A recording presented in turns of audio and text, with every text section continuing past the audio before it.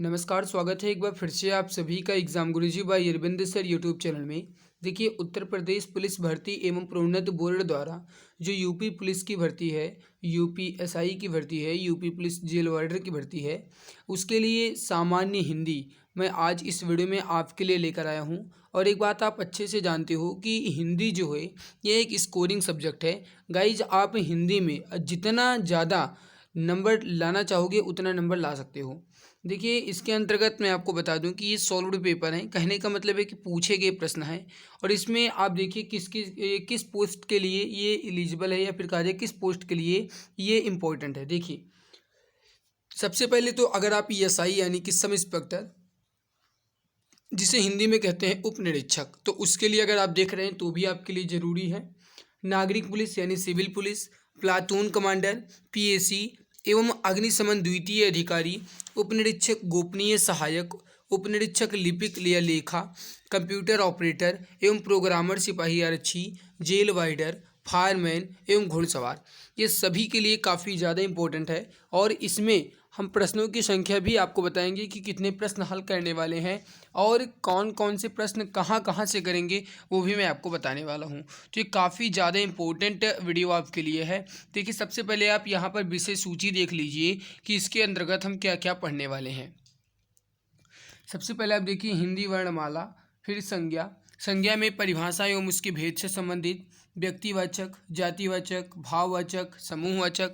इसके बाद लिंग वचन कारक पढ़ेंगे, जिसमें लिंग, परिभाषा एवं भेद उसका, फिर पुल्लिंग से संबंधित, स्त्रीलिंग से संबंधित, वचन में परिभाषा एवं भेद, उसके बाद एक वचन, बहुवचन और कारक। ये सभी सवाल पढ़ेंगे, जो पूछे गए हैं वो पूरा पढ़ेंगे। फिर सर्वनाम के अंतर्गत परिभाषा एवं भेद, पुरुषवाचक सर्वनाम, निजवाचक सर्वनाम, निश्चयवाचक सर्वनाम, अनिश्चयवाचक सर्वनाम, संबंधवाचक सर्वनाम और प्रश्नवाचक सर्वनाम। फिर क्रिया के अंतर्गत परिभाषा एवं भेद, फिर सकर्मक क्रिया और अकर्मक क्रिया।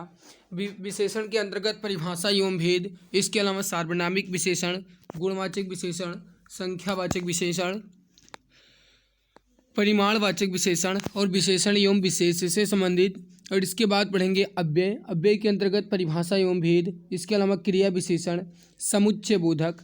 और इसके अलावा जब हम पढ़ेंगे वो है तत्सम तद्भव, देशज विदेशज, उपसर्ग प्रत्यय। उपसर्ग प्रत्यय के अंतर्गत के अलावा हम संधि एवं समास पढ़ेंगे। संधि में स्वर संधि, व्यंजन संधि, विसर्ग संधि। समास में समास की परिभाषा से संबंधित सवाल, अव्ययी भाव, तत्पुरुष, कर्मधारय, द्विगु, बहुब्रीहि और द्वंद्व समास से संबंधित। विलोम पढ़ेंगे, पर्यायवाची या समानार्थी पढ़ेंगे, अनेकार्थी, श्रुति संभिन्नार्थक शब्द युग्म पढ़ेंगे, वाक्यांशों के लिए एक शब्द और वाक्य। फिर रचना के आधार पर परिभाषा एवं भेद, मिश्र वाक्य, संयुक्त वाक्य, निषेधवाचक, प्रश्नवाचक, विस्मयवाचक, इच्छावाचक और संकेतवाचक। फिर वाक्य एवं वर्तनी शुद्धि पढ़ेंगे, रिक्त स्थान की पूर्ति, काल से संबंधित वर्तमान भूत भविष्य, वाच्य में कर्तृवाच्य और कर्मवाच्य, भाववाच्य। और इसके अलावा विराम चिन्ह, मुहावरा एवं लोकोक्ति। रस के अंतर्गत उसकी परिभाषा और रस के अवयव जो हैं, 4 अवयव होते हैं, विभाव, अनुभाव, संचारी भाव और अस्थायी भाव। श्रृंगार रस, हास्य रस, करुण रस, रौद्र रस, वीर रस, भयानक रस। और इसके अलावा विभत्स, अद्भुत, शांत, वात्सल्य और भक्ति रस। छंद के अंतर्गत मात्रिक और वर्णिक। अलंकार के अंतर्गत शब्दालंकार, अर्थालंकार, उसकी परिभाषा भेद।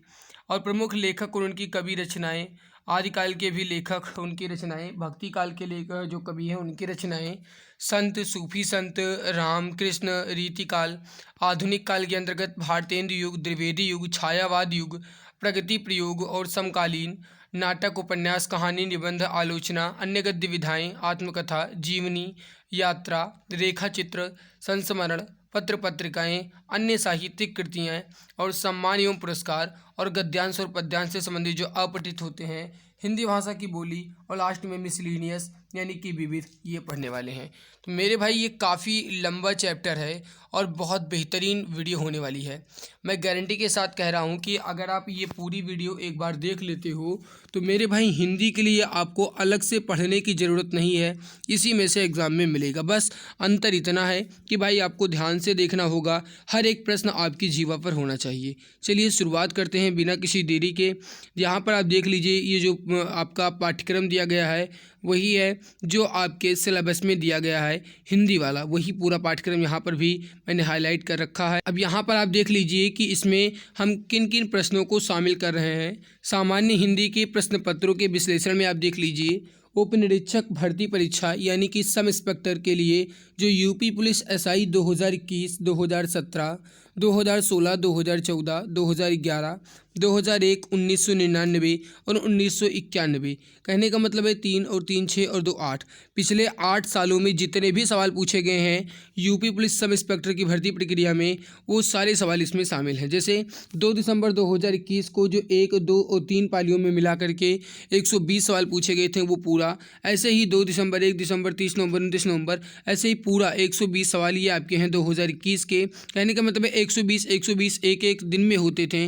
ओवरऑल अगर मैं आपको बताऊं तो यहाँ पर आप देख लीजिए, ये आपका है उप निरीक्षक गोपनीय सहायक 2021, 2016, 2013 के प्रश्न। सिपाही की भर्ती 2019, 2018, 2014, 2013, 2011 और 2009 के सवाल इसमें शामिल हैं। बाकी बचता है 2024 में जो पूछे गए हैं वो मैं अलग सी वीडियो में आपको पढ़ाऊँगा, ठीक है। जलवाटर फायरमैन 2020 में जो 2 दिन पेपर हुआ था 19 और 20 दिसंबर को, ये भी यहाँ पर आप देख सकते हैं 74 सवाल इसमें भी आपके हैं। तो कुल मिलाकर के अगर मैं बात करूँ तो 4150 प्रश्न आपके इसमें होने वाले हैं। कहने का मतलब है कि 4150 प्रश्नों को हम हल करने वाले हैं। और इसमें जो दोहराव वाले प्रश्न हैं या फिर कहा जाए जो रिपीटेड सवाल हैं, जो बार बार वही सवाल पूछे जाते हैं, रिपीट कर दिया जाता है, तो वो सवाल यहाँ पर निर्दिष्ट कर दिया गया है, ठीक है। यानी कि मेरे प्यारे भाई जो दोहराव वाले सवाल हैं उसको ज़्यादा इसमें नहीं रखा गया है। तो 4150 प्रश्नों को हम हल करने वाले हैं। तो चलिए अब शुरुआत करते हैं। 115 प्रश्न पत्र हैं और इसमें 4150 प्रश्न हैं। चलिए शुरुआत करते हैं। इसके अलावा यहाँ पर देख लीजिए प्रश्न का विश्लेषणात्मक भी दिया गया है कि हिंदी वर्णमाला में कुल 92 सवाल हैं, संज्ञा में 26, लिंग वचन कारक में 270 सवाल हैं, सर्वनाम में 52, क्रिया में 55 सवाल हैं, विशेषण के 109 सवाल हैं, अवयव के 70 सवाल हैं, तत्सम तद्भव देशज विदेशज को मिलाकर के 111 सवाल हैं, उपसर्ग प्रत्यय के 129 सवाल हैं, संधि और समास के 149 सवाल हैं, विलोम के 166 सवाल हैं, पर्यायवाची और समानार्थी के 197, अनेकार्थी के 54, श्रुतिसम भिन्नार्थक के 4 सवाल हैं, वाक्यांशों के लिए एक शब्द के लिए 94 सवाल हैं, वाक्य का 28 सवाल है, वर्तनी शुद्धि से है 310 सवाल, काल के 73 सवाल हैं और वाच्य के 43 प्रश्न हैं, विराम चिन्ह के 40 प्रश्न हैं, मुहावरा लोकोक्ति के 193 प्रश्न हैं, रस के 54 प्रश्न हैं और छंद के 35 प्रश्न हैं, अलंकार के 190 प्रश्न हैं और प्रमुख लेखक और उनकी कवि रचनाएं से संबंधित 373 प्रश्न हैं, सम्मान पुरस्कार के 120 प्रश्न हैं, गद्यांश पद्यांश के 308 प्रश्न हैं और हिंदी भाषा से शैली जो संबंधित है उससे 38 प्रश्न हैं, विविध के 257 प्रश्न हैं। तो यहाँ पर ये कुल मिलाकर के प्रश्नों का भी विवरण दिया गया है कि किसमें कितने प्रश्न हैं, वो आप यहाँ पर देख सकते हैं। वीडियो को पॉज करके आप पूरा एक एक पढ़ सकते हैं। तो अब चलिए शुरुआत करते हैं पहले चैप्टर से। चैप्टर नंबर 1 है हिंदी वर्णमाला। हिंदी वर्णमाला में पहला सवाल देखते हैं आपके सामने। पहला सवाल देखिए, ये सवाल पूछा गया है 2019 की कांस्टेबल भर्ती में। निम्नलिखित प्रश्न में 4 विकल्पों में से उस विकल्प को चुनिए जो सही पूर्ण रूपेण वर्ण विच्छेद वाला है। कहने का मतलब है कि यहाँ पर जो कृपण लिखा गया है इसका वर्ण विक्षेपण कैसे होगा या फिर वर्ण विच्छेद कैसे होगा।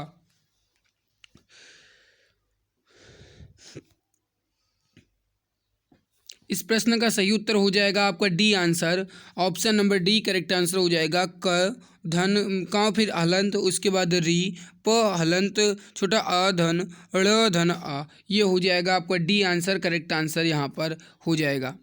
नेक्स्ट सवाल है आपके सामने कि ओष्ठ दीर्घ स्वर का उदाहरण कौन सा है। 2021 के यूपीएसआई परीक्षा में पूछा गया है।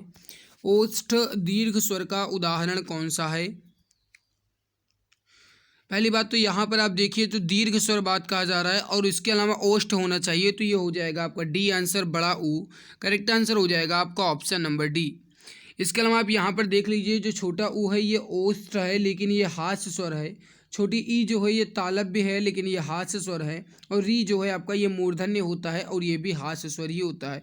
तो यहाँ पे कहा जाए तो छोटा ऊ, छोटी ई और री जो है ये हास्य स्वर हैं लेकिन बड़ा ऊ जो है ये दीर्घ स्वर है और साथ में ओष्ठ है। तो डी उत्तर राइट उत्तर यहाँ पर आपका हो जाएगा।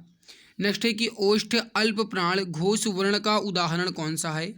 देखिए ये भी यूपीएसआई 2021 में पूछा गया है 1 दिसंबर को। ओष्ठ अल्प प्राण घोष वर्ण का उदाहरण कौन सा है। अल्प प्राण होता क्या है? अल्प प्राण होता है पहला, तीसरा और पांचवा। मेरे प्यारे भाई, प्रत्येक वर्ग का पहला अक्षर, तीसरा अक्षर और पांचवा अक्षर जो है ये अल्प प्राण होते हैं। बाकी दूसरा और चौथा अक्षर जो है आपका ये महाप्राण होता है। अब देखिए, ओष्ठ, अल्प प्राण और घोष वर्ण ये कौन सा है इसमें? तो ये हो जाएगा आपका ऑप्शन नंबर बी, ब। करेक्ट आंसर हो जाएगा आपका ऑप्शन नंबर बी। देखिए समझिएगा, यहाँ पर आप भ जो है आपका ये ओष्ठ और महाप्राण और घोष वर्ण है। ब जो है आपका ये भी ओष्ठ है लेकिन ये अल्प प्राण है और घोष वर्ण है। और जो आपका प है ये ओष्ठ, अल्प प्राण और अघोष वर्ण है। और फ जो है आपका ये ओष्ठ, महाप्राण और अघोष वर्ण है। नेक्स्ट है कि निम्नलिखित में से कौन सा तालव्य वर्ण नहीं है? इसमें से कौन सा तालव्य वर्ण नहीं है ये आपको बताना है।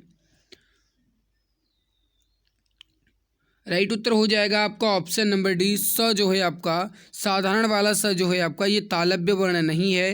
राइट उत्तर हो जाएगा आपका ऑप्शन नंबर डी। बाकी जो सलजम वाला स है, इया है और च है ये तालव्य वर्ण के अंतर्गत आता है।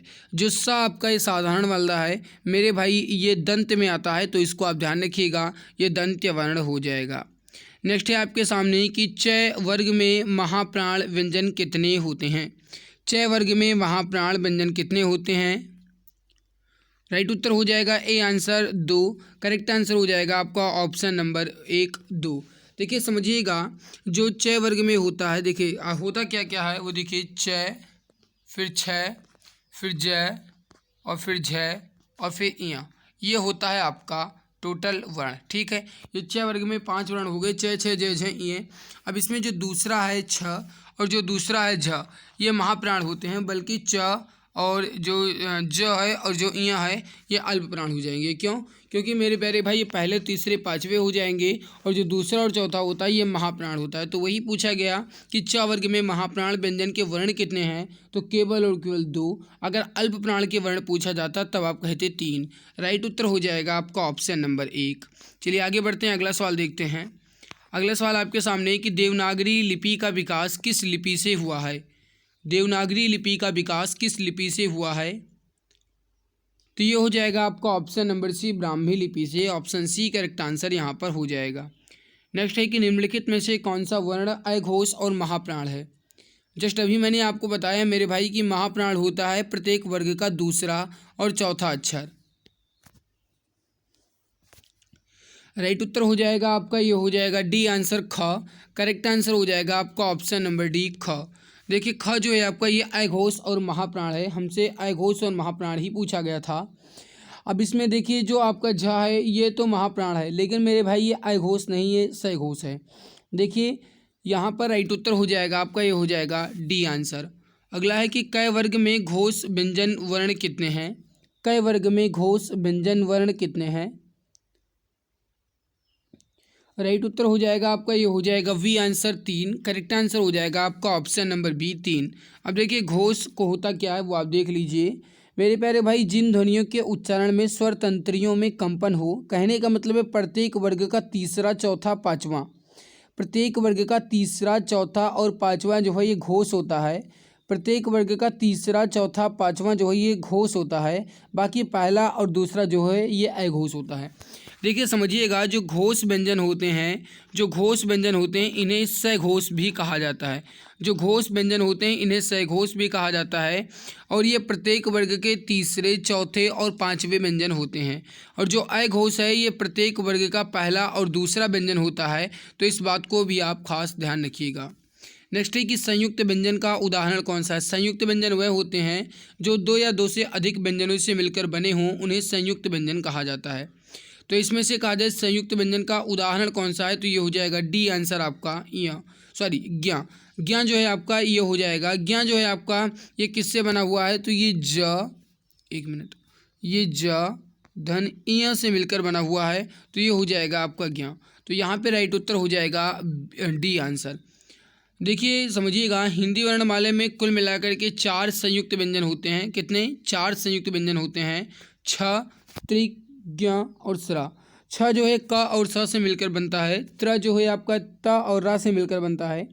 ज्ञ जो है आपका ज और इया से मिलकर बनता है। और स्रा जो है स और रा से मिलकर बनता है। संयुक्त व्यंजन होते कौन है? जो व्यंजन दो या दो से अधिक व्यंजनों के मेल से बनते हैं उन्हें संयुक्त व्यंजन कहा जाता है। इसको आप ध्यान रखिएगा। नेक्स्ट है कि मूर्धन्य और अल्प प्राण व्यंजन कौन सा है? ये भी 2021 यूपीएसआई में पूछा गया है। मूर्धन्य और अल्प प्राण, अभी जस्ट मैंने थोड़ी देर पहले आपको बताया कि अल्प प्राण जो होता है ये प्रत्येक वर्ग का पहला, तीसरा और पांचवा अक्षर होता है। मेरे प्यारे भाई, इसमें आपका राइट उत्तर हो जाएगा ड। Option number B correct answer यहाँ पर हो जाएगा। अगला सवाल है आपके सामने कि इनमें से कौन सा व्यंजन संयुक्त व्यंजन का उदाहरण है? राइट उत्तर हो जाएगा आपका, ये हो जाएगा डी आंसर छ। छ जो है आपका ये क और सा से मिलकर बना हुआ है, तो ये दोनों व्यंजन है, दो या दो से अधिक व्यंजनों से मिलकर बने व्यंजन को संयुक्त व्यंजन कहा जाता है। तो डी आंसर राइट आंसर हो जाएगा आपका छ। नेक्स्ट सवाल आप देखिए। नेक्स्ट है आपके सामने कि इनमें से किसका उच्चारण स्थान ओष्ठ है? निम्नलिखित में से किसका उच्चारण स्थान ओष्ठ है? मेरे भाई ओष्ठ जो है ये है आपका डी आंसर प का, option number D correct answer यहाँ पर हो जाएगा। नेक्स्ट है कि भाषा की सबसे छोटी इकाई को क्या कहा जाता है? भाषा की सबसे छोटी इकाई को क्या कहा जाता है? तो ये हो जाएगा आपका ए आंसर वर्ण। करेक्ट आंसर हो जाएगा आपका ऑप्शन नंबर ए वर्ण। अगला है कि 6 वर्ण किसके योग से बना है? तो अभी थोड़ी देर पहले मैंने आपको बताया कि क और सा के मिलने से 6 वर्ण का निर्माण हुआ है, तो सी आंसर राइट आंसर आपका हो जाएगा। अगला सवाल है आपके सामने कि 6 ध्वनि का उच्चारण स्थान कौन सा है? 6 ध्वनि का उच्चारण स्थान जो है ये हो जाएगा आपका B answer तालव्य। Option B correct answer हो जाएगा तालव्य। अगला सवाल देखिए, अगला सवाल समझिए क्या कह रहा है। सवाल है कि मूर्धन्य, अल्प प्राण और अघोष व्यंजन वर्ण का उदाहरण कौन सा है? मूर्धन्य भी हो, अल्प प्राण भी हो और अघोष भी हो, बताइए। मैंने अभी आपको थोड़ी देर पहले बताया है कि अघोष जो होते हैं ये पहले और दूसरे होते हैं। अल्प प्राण जो है आपका ये होता है प्रत्येक वर्ग का पहला, तीसरा और पांचवा। तो आप देख लीजिए पहला जो है ये कौन सा है? तो ये हो जाएगा आपका option number C correct answer हो जाएगा ट, क्योंकि ट ही आपका इसमें मूर्धन्य है। बाकी पहला तो यहाँ पर च और प भी है, लेकिन ये मूर्धन्य नहीं है। च जो है आपका ये तालव्य है और प जो है आपका ये ओष्ठ है, तो ये तो पहले ही कट जाता है। ड आपका यहाँ पर मेरे भाई ये अल्प प्राण या घोष नहीं होगा, लेकिन ट आपका यहाँ पे राइट उत्तर हो जाएगा। तो option number C correct answer यहाँ पर हो जाएगा। नेक्स्ट है कि स ध्वनि का उच्चारण स्थान इनमें से कौन सा है? तो जो स है या फिर सलजम वाला सा है, इसका उच्चारण स्थान होता है तालव्य। डी उत्तर राइट उत्तर हो जाएगा तालव्य। और जो साधारण वाला सा है इसका उच्चारण स्थान दंत्य होता है, इसको आप ध्यान रखिएगा। अगला सवाल आपके सामने, एक बात यहाँ पर आप ध्यान से नोट कर लीजिए। जो सलजम वाला सा है इसका उच्चारण स्थान तालु होता है या तालव्य होता है। जो साधारण वाला सा है इसका उच्चारण स्थान वर्तस्य या फिर दंत्य होता है। और जो षटकोण वाला सा होता है इसका स्थान मूर्धन्य होता है। और जो ह होता है इसका उच्चारण स्थान स्वतंत्रीय या फिर कंठ्य होता है। इनमें से किस वर्ण या फिर वर्ग का उच्चारण स्थान कंठ तालु है? कंठ और तालु, देखिए मेरे प्यारे भाई, कंठ और तालु होना चाहिए। कंठ के अंतर्गत कहा जाए तो क ख ग घ अंग, ये होता है आपका कंठ के अंतर्गत, लेकिन कंठ और तालु दोनों कहा जाए तो ए आपका राइट उत्तर हो जाएगा। बी आंसर परफेक्ट होगा ए। ओके, अगला सवाल है कि इनमें से कौन सा व्यंजन दंत्य ध्वनि है? इनमें से कौन सा व्यंजन दंत्य ध्वनि है? तो ये हो जाएगा आपका ऑप्शन नंबर बी त। देखिए त थ द ध न, त थ द ध न जो है आपका दंत्य ध्वनि के अंतर्गत आएगा, तो बी उत्तर राइट हो जाएगा यहाँ पर। ठीक है, और इसके अलावा देखिए ल और सा, ल और सा जो है ये भी आपके दंत में ही आते हैं। और ता वर्ग पूरा यानी ता था द ध न ल और सा ये जो है आपके दंत ध्वनि के अंतर्गत आते हैं। ठीक है, तो एक बात आप यहाँ पर नोट कीजिए, इस वीडियो को आप पॉज कीजिए और इस वीडियो को पॉज करने के बाद जो यहाँ पर ये एक्सप्लेनेशन दिया गया है इसका स्क्रीनशॉट लीजिए। कंठ ध्वनि के अंतर्गत अ और आ, इसके अलावा का वर्ग पूरा आता है। तालव्य ध्वनि के अंतर्गत छोटी ई, बड़ी ई, चा वर्ग, स और या ये जो है तालव्य ध्वनि के अंतर्गत आते हैं। मूर्धन्य ध्वनि में टा वर्ग, स और रा आता है। दंत ध्वनि में ता वर्ग, ला और सा आता है। ओष्ठ ध्वनि में पा वर्ग, छोटा ऊ और बड़ा ऊ आता है। और अनुनासिक ध्वनि में जो होता है वो होता है प्रत्येक वर्ग का पांचवा अक्षर। ठीक है, तो इसको आप याद रखिएगा। और दंतोष्ठ ध्वनि वाह होती है और कंठोष्ठ ध्वनि जो होती है ये ओ और औ होती है, तो इसको आप ध्यान रखिएगा, एग्जाम में पूछा जा सकता है। अगला है कि ट वर्ग में किस प्रकार के व्यंजन हैं। ट वर्ग में किस प्रकार के व्यंजन हैं, तो ये हो जाएगा आपका सी आंसर मूर्धन्य। Option number C correct answer यहाँ पर हो जाएगा मूर्धन्य। अगला सवाल देखिए,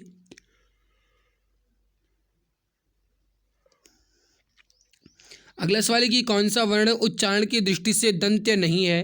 कौन सा वर्ण उच्चारण की दृष्टि से दंत्य नहीं है, तो देखिए अभी मैंने आपको बताया है कि त वर्ग पूरा यानी त फिर थ द ध ध न, ता था दा धा ना, ये जो है ये दंत ध्वनि है, लेकिन ट जो है आपका दंत्य नहीं, ये मूर्धन्य है। ट जो है आपका दंत्य नहीं, ये मूर्धन्य है। तो यहाँ पर सी आंसर राइट आंसर यहाँ पर हो जाएगा। अगला है कि य र ल व किस वर्ग के व्यंजन हैं। य र ल व ये किस वर्ग के व्यंजन हैं, यूपीएसआई 2021 में पूछा गया है। य र ल व किस वर्ग के व्यंजन हैं, तो ये हो जाएंगे ऑप्शन नंबर ए अंतास्थ वर्ग। ऑप्शन ए करेक्ट आंसर हो जाएगा अंतास्थ हैं। अगला सवाल है कि दंत्य वर्तस्य महाप्राण और घोष वर्ण का व्यंजन इसमें कौन सा हो जाएगा। देखिए दंत्य हो, इसके अलावा वर्तस्य भी हो और महाप्राण भी हो और साथ में घोष व्यंजन भी हो, तो इसमें कौन सा हो जाएगा। अब पहले आप एक बात ध्यान से देखिए, दंत में आप चेक कीजिए कि कौन कौन सा आता है। तो त थ द ध न, तो मेरे प्यारे भाई त थ द ध न, तो ट और छ हटा दीजिए। महाप्राण में आप चेक कर लीजिए, महाप्राण होता है प्रत्येक वर्ग का दूसरा और चौथा। तो देखिए त थ द और ध, तो देखिए था और धा ये दोनों में है। अब इसके बाद आप देख लीजिए घोष। घोष जो होता है कौन सा होता है, प्रत्येक वर्ग का तीसरा चौथा पांचवा। तो मेरे भाई इसमें तीसरा चौथा जो है आपका ये धा होता है, तो राइट उत्तर हो जाएगा आपका यहाँ पर बी आंसर धा। ऑप्शन बी करेक्ट आंसर हो जाएगा। इसी तरीके से आपको चेक करना होता है हर एक सवालों में। अगला सवाल है आपके सामने कि इनमें से तालव्य व्यंजन का उदाहरण कौन सा है। इनमें से तालव्य व्यंजन का उदाहरण कौन सा है, तो ये हो जाएगा आपका च छ ज झ, ये हो जाएगा डी आंसर च छ ज झ। तो ऑप्शन डी राइट उत्तर यहाँ पर हो जाएगा। नेक्स्ट देखिए दंत वर्तस्य अल्पप्राण और अघोष वर्ण कौन सा है। अल्पप्राण होता है प्रत्येक वर्ग का पहला तीसरा पांचवा और अघोष वर्ण होता है प्रत्येक वर्ग का पहला और दूसरा। तो ये हो जाएगा आपका डी आंसर ता। करेक्ट आंसर हो जाएगा आपका डी आंसर ता। देखिए ता जो है आपका यही एकमात्र इसमें दंत्य है, बाकी च आपका दंत नहीं, ये तालव्य है। ट और ठ जो है आपके ये भी मूर्धन्य हो जाएंगे, तो ता आपका हो जाएगा यहाँ पर राइट उत्तर। ग ज च छ ग ज और छ और च और ट, इनमें तालव्य महाप्राण वर्ण कौन से हैं। अब देखिए तालव्य पहले तो चेक करना है, फिर महाप्राण चेक करना है।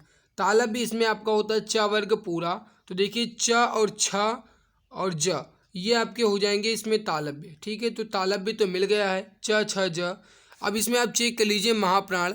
महाप्राण होता है प्रत्येक वर्ग का दूसरा और चौथा, तो देखिए च ये पहला है, फिर छ और फिर ज। तो मेरे भाई केवल और केवल इसमें कहा जाए तो छ ही है, यानी राइट उत्तर हो जाएगा सी आंसर केवल और केवल एक। लेकिन एक बात तो आप भूल ही गए, क्योंकि इसमें घोष वर्ण भी पूछा जा रहा है। तो देखिए महाप्राण में तो केवल आपका छ आ रहा है, लेकिन इसमें घोष में कहा जाए मेरे भाई तो ये भी नहीं आ रहा है, ये अघोष हो जाएगा।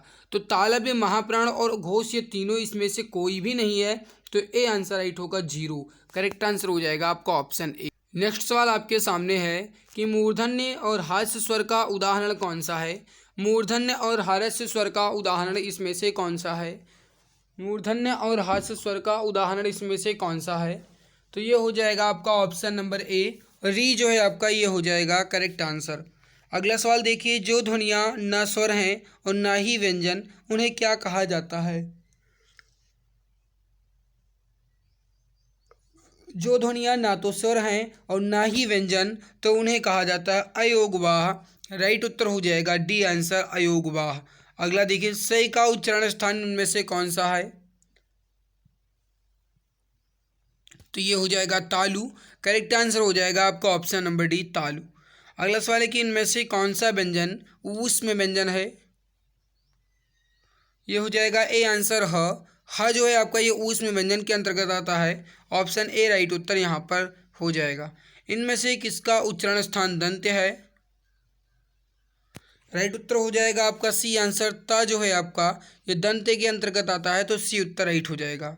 नेक्स्ट सवाल देखिए आपके सामने इनमें से कौन सा व्यंजन अंताष्ट व्यंजन है? राइट उत्तर हो जाएगा ए आंसर। या र लावा जो है आपके ये अंताष्ट व्यंजन के अंतर्गत आते हैं। ए आंसर राइट आंसर हो जाएगा। इनमें से किन वर्णों को व्यंजन कहा जाता है? तो जिनका उच्चारण स्वरों के वर्णों की सहायता से किया जा सके उन्हें व्यंजन कहा जाता है। राइट उत्तर हो जाएगा आपका ऑप्शन नंबर ए। जिनका उच्चारण स्वरों के वर्णों की सहायता से किया जा सके उन्हें व्यंजन कहा जाता है। अगला सवाल आपके सामने कि ओष्ठ अल्प प्राण और घोष व्यंजन वर्ण का उदाहरण कौन सा है? पहली बात तो वो ओष्ठ हो, दूसरा अल्प प्राण हो और तीसरा वो घोष हो। तो ओष्ठ होता है आपका पूरा प वर्ग यानी प फ ब भ। अब मेरे प्यारे भाई प और फ और ब है, लेकिन व जो है आपका ये ओष्ठ के अंतर्गत नहीं आता है, व यहाँ से हटा दीजिए। ठीक, अल्प प्राण आप चेक कर लीजिए, इसमें अल्प प्राण होता है पहला तीसरा पाँचवा। तो प फिर फ हटा दीजिए, फिर ब, प फ ब, तो पहला और तीसरा ये ब हो जाएगा। और घोष वर्ण होता है आपका, ये होता है तीसरा चौथा पाँचवा। तो इसमें आपका हो जाएगा बी उत्तर ब। करेक्ट आंसर हो जाएगा आपका ऑप्शन नंबर बी ब। अगला चेक कीजिए कंठ अल्प प्राण व्यंजन वर्ण का उदाहरण कौन सा है? कंठ हो, अल्प प्राण हो और व्यंजन हो। देखिए कंठ होता है आपका क ख ग घ न, क ख ग घ अंग। तो मेरे भाई ये थ और फ हटा दीजिए और ग और घा गया। अब इसमें आप चेक कर लीजिए अल्प प्राण है पहला तीसरा पाँचवा। तो देखिए क ख ग घ, क ख ग घ। तो घ जो है आपका ये चौथा हो जाता है, ये महाप्राण हो जाएगा। अल्प प्राण केवल और केवल ग वाला हो जाएगा। ए आंसर राइट आंसर यहाँ पर आपका हो जाएगा। इसी तरीके से आपको चेक करना है और आप इसको आसानी से चेक कर सकते हैं और बहुत अच्छे से आप इसको याद कर सकते हैं। अगला देखिए, इनमें से च वर्ग के वर्णों का उच्चारण स्थल कौन सा है? इनमें से च वर्ग के वर्णों का उच्चारण स्थल कौन सा है? तो मैंने थोड़ी देर पहले भी आपको बताया कि च वर्ग के अंतर्गत आपका तालु आता है, तो ये हो जाएगा आपका बी आंसर तालु। नेक्स्ट है, इनमें से किस शब्द में री की मात्रा का उपयोग हुआ है? इनमें से किस शब्द में री की मात्रा का उपयोग हुआ है? री की मात्रा का उपयोग हुआ है, तो ये हो जाएगा आपका वृष्टि। करेक्ट आंसर हो जाएगा ए आंसर। वृष्टि में ये री की मात्रा का उपयोग हुआ है। सही उत्तर हो जाएगा आपका ऑप्शन नंबर ए। अगला है कि इनमें से समृद्ध स्वर कौन सा है?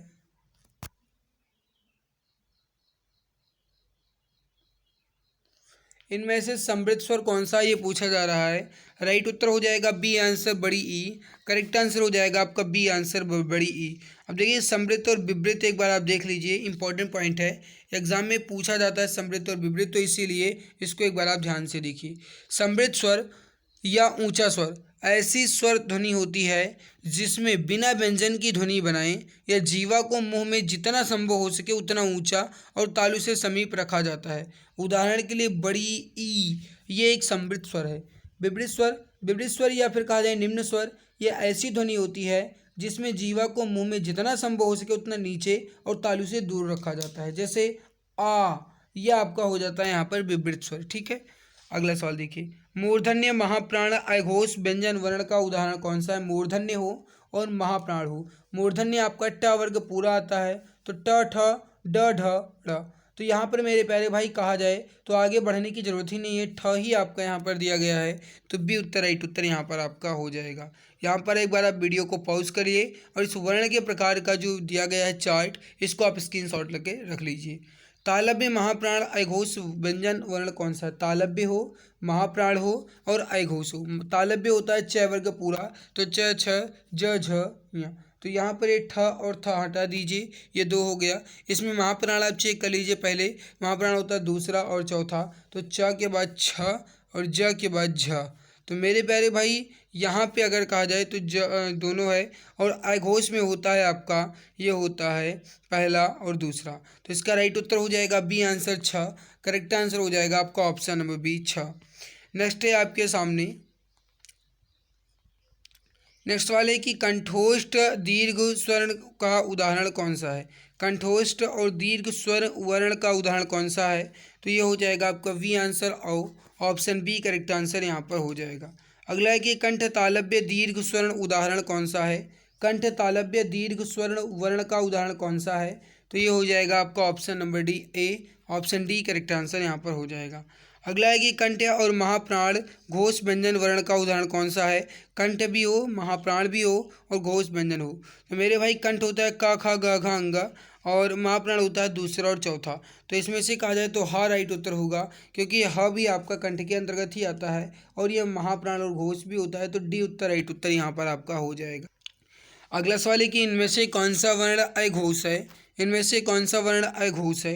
तो ये हो जाएगा आपका सी आंसर च। करेक्ट आंसर हो जाएगा आपका ऑप्शन नंबर सी च।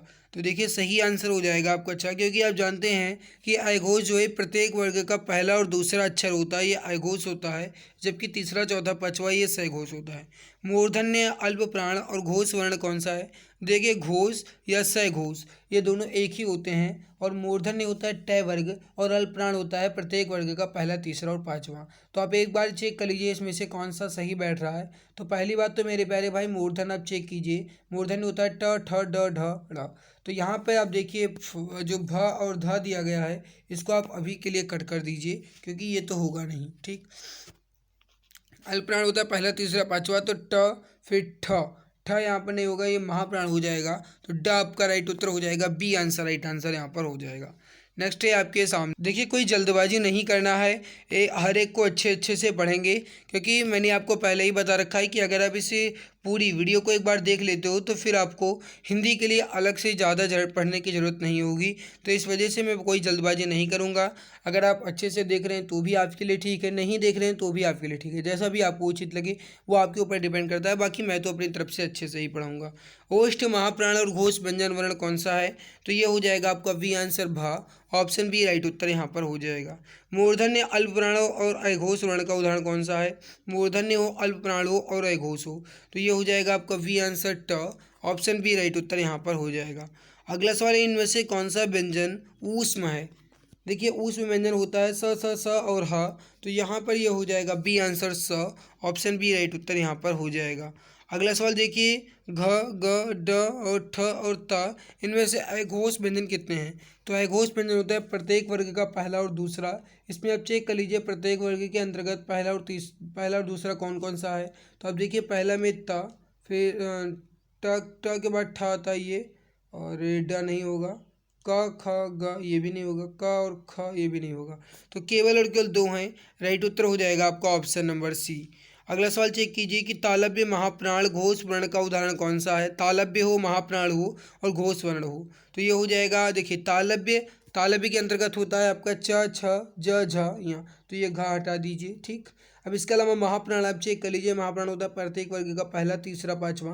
तो देखिए च ये पहला होता है, फिर च के बाद छ, फिर ज, और च के बाद फिर छ हो जाएगा, छ के बाद फिर ज हो जाएगा, च छ ज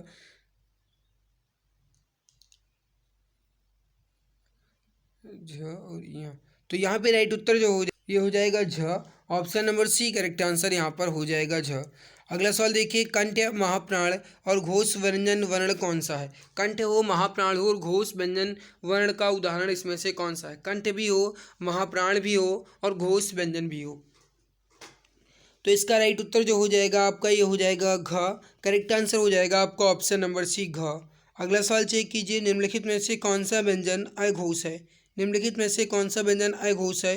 तो इसका राइट उत्तर हो जाएगा ए आंसर ख। अगला सवाल चेक कीजिए, हिंदी वर्णमाला में व्यंजन वर्णों की संख्या कितनी है। तो ये हो जाएगा आपका ऑप्शन नंबर सी 33। ऑप्शन सी राइट उत्तर हो जाएगा। कंठ, अल्पप्राण और व्यंजन वर्ण का उदाहरण कौन सा है। कंठ हो, अल्पप्राण हो और व्यंजन हो। तो ये हो जाएगा आपका ऑप्शन नंबर डी अंगा। करेक्ट आंसर हो जाएगा आपका डी आंसर अंगा। अगला सवाल है कि ज्ञान वर्ण किन वर्णों के संयोग से बना है। तो मेरे भाई ये संयुक्त व्यंजन है और ये जय धन ई से मिलकर बना है। ध्यान दें जय में हलंत लगाना जरूरी होगा। तो ए आंसर राइट आंसर यहाँ पर हो जाएगा जय धन ई। अगला सवाल है आपके सामने, सवाल देखिए चेक कीजिए क्या कह रहा है। जिस स्वर के उच्चारण में दो मात्राएं लगती हैं उन्हें क्या कहते हैं। जिस स्वर के उच्चारण में दो मात्राएं लगती हैं उन्हें क्या कहते हैं। तो जिसमें भी दो मात्रा लगती है उन्हें गुरु स्वर कहते हैं। तो ऑप्शन नंबर सी राइट उत्तर हो जाएगा गुरु स्वर। ठीक, देखिए समझिएगा, जिसमें दो मात्राएं लगे उन्हें गुरु स्वर कहते हैं और जिसमें एक मात्रा लगे उन्हें लघु स्वर या फिर हास्य स्वर कहते हैं। अगला है कि स्पर्श वर्णों की संख्या कितनी है। तो स्पर्श वर्णों की संख्या जो है ये हो जाएगी 25। डी आंसर राइट आंसर हो जाएगा। Option number D correct answer हो जाएगा। अगला सवाल है कि इनमें से किसके बिना कोई व्यंजन उच्चारित नहीं किया जा सकता। तो व्यंजन के उच्चारण के लिए स्वर की आवश्यकता होती है, तो स्वर के बिना कोई भी व्यंजन उच्चारित नहीं किया जा सकता। राइट उत्तर हो जाएगा स्वर के बिना। अगला सवाल है आपके सामने कि प्रयत्न के आधार पर ल किस प्रकार की ध्वनि है। तो ल जो है आपका ये पार्श्विक ध्वनि हो जाएगी। बी उत्तर राइट हो जाएगा पार्श्विक ध्वनि। अगला सवाल है कि इनमें से किसका उच्चारण स्थान कंठ है।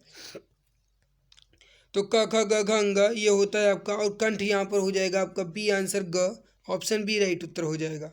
तालव्य महाप्राण और घोष व्यंजन वर्ण का उदाहरण कौन सा है। तालव्य भी हो, महाप्राण भी हो और घोष व्यंजन वर्ण का उदाहरण इसमें से कौन सा है। तो यहाँ पर राइट उत्तर हो जाएगा आपका सी आंसर झ। Option number C correct answer हो जाएगा झ।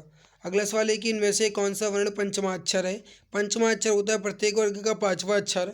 तो मेरे प्यारे भाई यहाँ पर आप देखिए राइट उत्तर जो हो जाएगा पंचमाक्षर पूछा जा रहा है।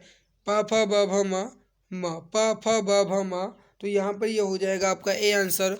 म जो है प्रत्येक वर्ग का ये प वर्ग का पांचवा अक्षर हो जाएगा ए आंसर। नेक्स्ट है आपके सामने हिंदी में मूलतः वर्णों की संख्या कितनी है। तो इसका राइट उत्तर हो जाएगा आपका यहाँ पर। देखिए जब ये सवाल पूछा गया था तब जो हिंदी वर्णमाला में मूलतः वर्णों की संख्या थी वो थी 52, बट अभी के लिए कहा जाए तो अब 53 हो गई है, क्योंकि हिंदी के द्वारा एक और ल जैसा वर्ण है इसको शामिल कर लिया गया, कुछ इस तरीके से बनता है। तो सी उत्तर राइट उत्तर यहाँ पर हो जाएगा, अब 53 हो गया है। ठीक है, अगला चेक कीजिए सवाल। निम्नलिखित में से किस व्यंजन का उच्चारण तालु से होता है। तो तालु से होने के लिए इसमें से आपका हो जाएगा सी आंसर ज। ये च वर्ग के अंतर्गत आता है, तो ये ज आपका हो जाएगा तालु से। अगला देखिए इसमें से कौन सा ऊष्म व्यंजन है। तो ऊष्म व्यंजन हो जाएगा आपका हा। राइट उत्तर हो जाएगा डी आंसर हा। अगला सवाल देखिए अनुनासिक स्वरों का उच्चारण स्थल कौन सा है। अनुनासिक स्वरों का उच्चारण स्थल जो है ये नाक और मुंह दोनों होता है। राइट उत्तर हो जाएगा आपका ऑप्शन नंबर ए नाक और मुंह दोनों।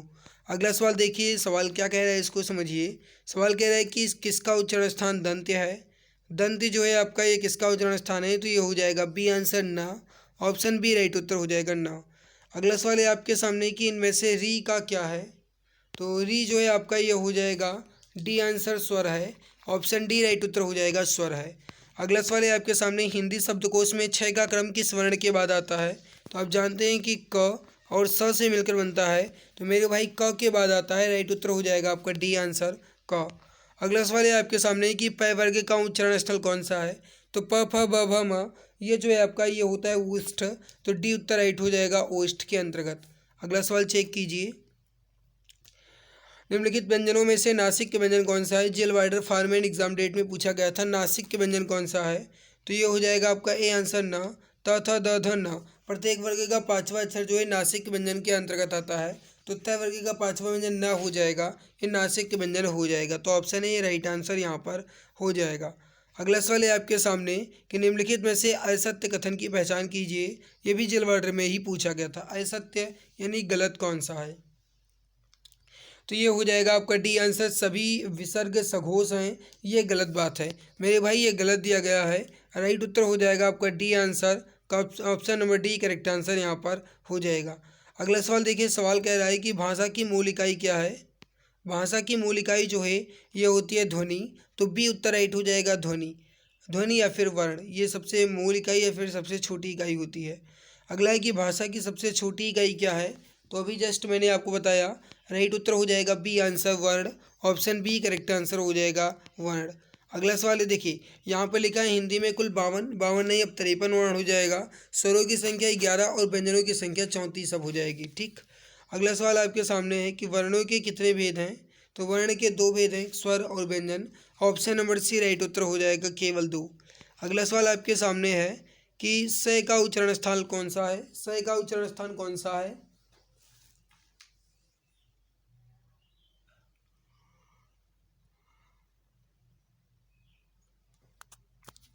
तो इसका उच्चारण स्थान हो जाएगा तालु। बी उत्तर राइट हो जाएगा तालु। ठीक है, अगला सवाल देखिए सवाल क्या कह रहा है समझिए। सवाल है आपके सामने कि इनमें से किस शब्द में र व्यंजन नहीं है। इसमें से किस शब्द में र व्यंजन नहीं है।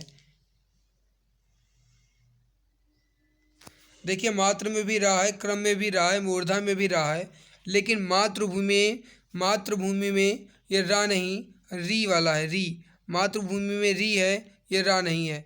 मातृभूमि में री है, ये रा नहीं है। तो यहाँ पर डी उत्तर राइट उत्तर यहाँ पर हो जाएगा। अगला है कि इनमें से कौन सा व्यंजन नासिका द्वारा उच्चारित होता है।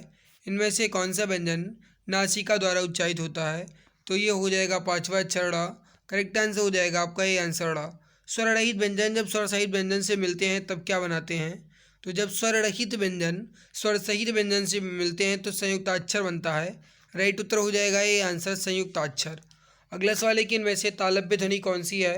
तो स आपका हो जाएगा तालव्य ध्वनि। राइट उत्तर हो जाएगा आपका ये हो जाएगा सी आंसर स। अगला सवाल है आपके सामने कि इनमें से कौन सा वर्ण अघोष है। तो पहला और दूसरा जो ये अघोष होता है तो ये हो जाएगा आपका ये हो जाएगा ए आंसर ऑप्शन नंबर 1 का। अगला सवाल देखिए, सवाल कह रहा है कि वर्णों के समुदाय को क्या कहते हैं। काफ़ी इजी है। वर्णों के समुदाय को वर्णमाला कहा जाता है। ए आंसर राइट आंसर हो जाएगा वर्णमाला। अगला है कि ए के उच्चारण में डैश और की सहायता ली जाती है। तो ए के उच्चारण के लिए कंठ और तालु की सहायता ली जाती है।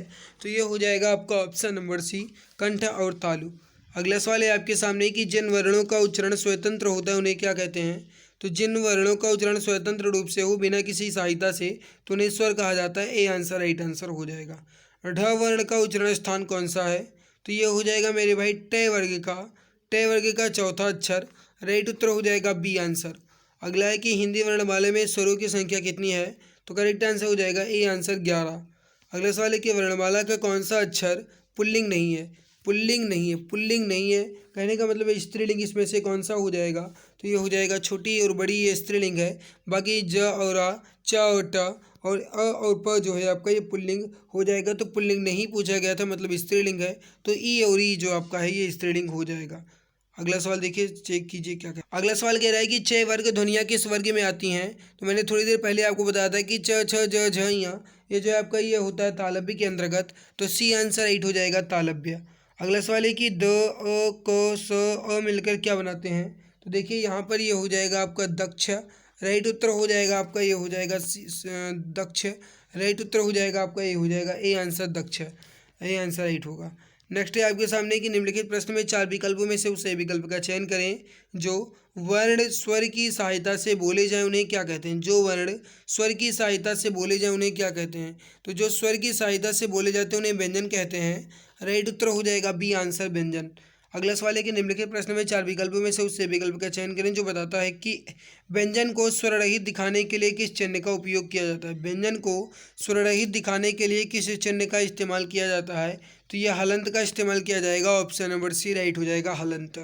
अगला सवाल आपके सामने कि निम्नलिखित में से कौन से शब्द में री की मात्रा का उपयोग हुआ है। री की मात्रा का उपयोग देखिए क्रिया में ये आपका हो जाएगा रा की मात्रा का है। रिपु में भी रा का प्रयोग हुआ है। वर्षा में भी रा का प्रयोग हुआ है लेकिन वृष्टि में री की मात्रा का उपयोग हुआ है। तो डी आंसर राइट आंसर हो जाएगा यहाँ पर वृष्टि। तो अब आप यहाँ पर ध्यान दीजिए, वर्णमाला में हमने कुल मिलाकर के 92 सवाल दिए गए थे वो पूरा कंप्लीट कर लिया है बहुत ही कम समय में। अब जो मैं कंप्लीट करूँगा वो है आपका चैप्टर नंबर 2 संज्ञा। तो संज्ञा के अंतर्गत जो भी सवाल पूछे गए हैं वो मैं देख लेता हूँ। लेकिन उससे पहले निवेदन है कि भाई अगर आपको ये मेहनत अच्छी लगे तो लाइक ज़रूर कर दीजिए। चैनल पे पहली बार आए हो तो चैनल को सब्सक्राइब कर लो ताकि आने वाली हर एक नई क्लास की नोटिफिकेशन आपको समय से मिला करे। बाकी एक बात मैं आपको और बता दूं कि इसकी पीडीएफ जो है मैं आपको telegram channel exam Guruji by Arvind sir पर दे दूँगा। वहाँ से आप इसकी पीडीएफ को जरूर ले लीजिएगा। उससे आप रिवाइज कर लीजिएगा, आपको और भी बेनिफिट मिल जाएंगी। तो अब चलिए चैप्टर नंबर 2 की शुरुआत करते हैं संज्ञा से। संज्ञा में भी जितने भी सवाल पूछे गए होंगे वो पूरा कंप्लीट करूँगा और आपको बहुत अच्छे से समझाने की कोशिश करूँगा। संज्ञा में परिभाषा एवं भेद से संबंधित सवाल देखते हैं। पहला सवाल है कि गणपति चंद्रगुप्त ने हिंदी का प्रथम कवि किसे माना है।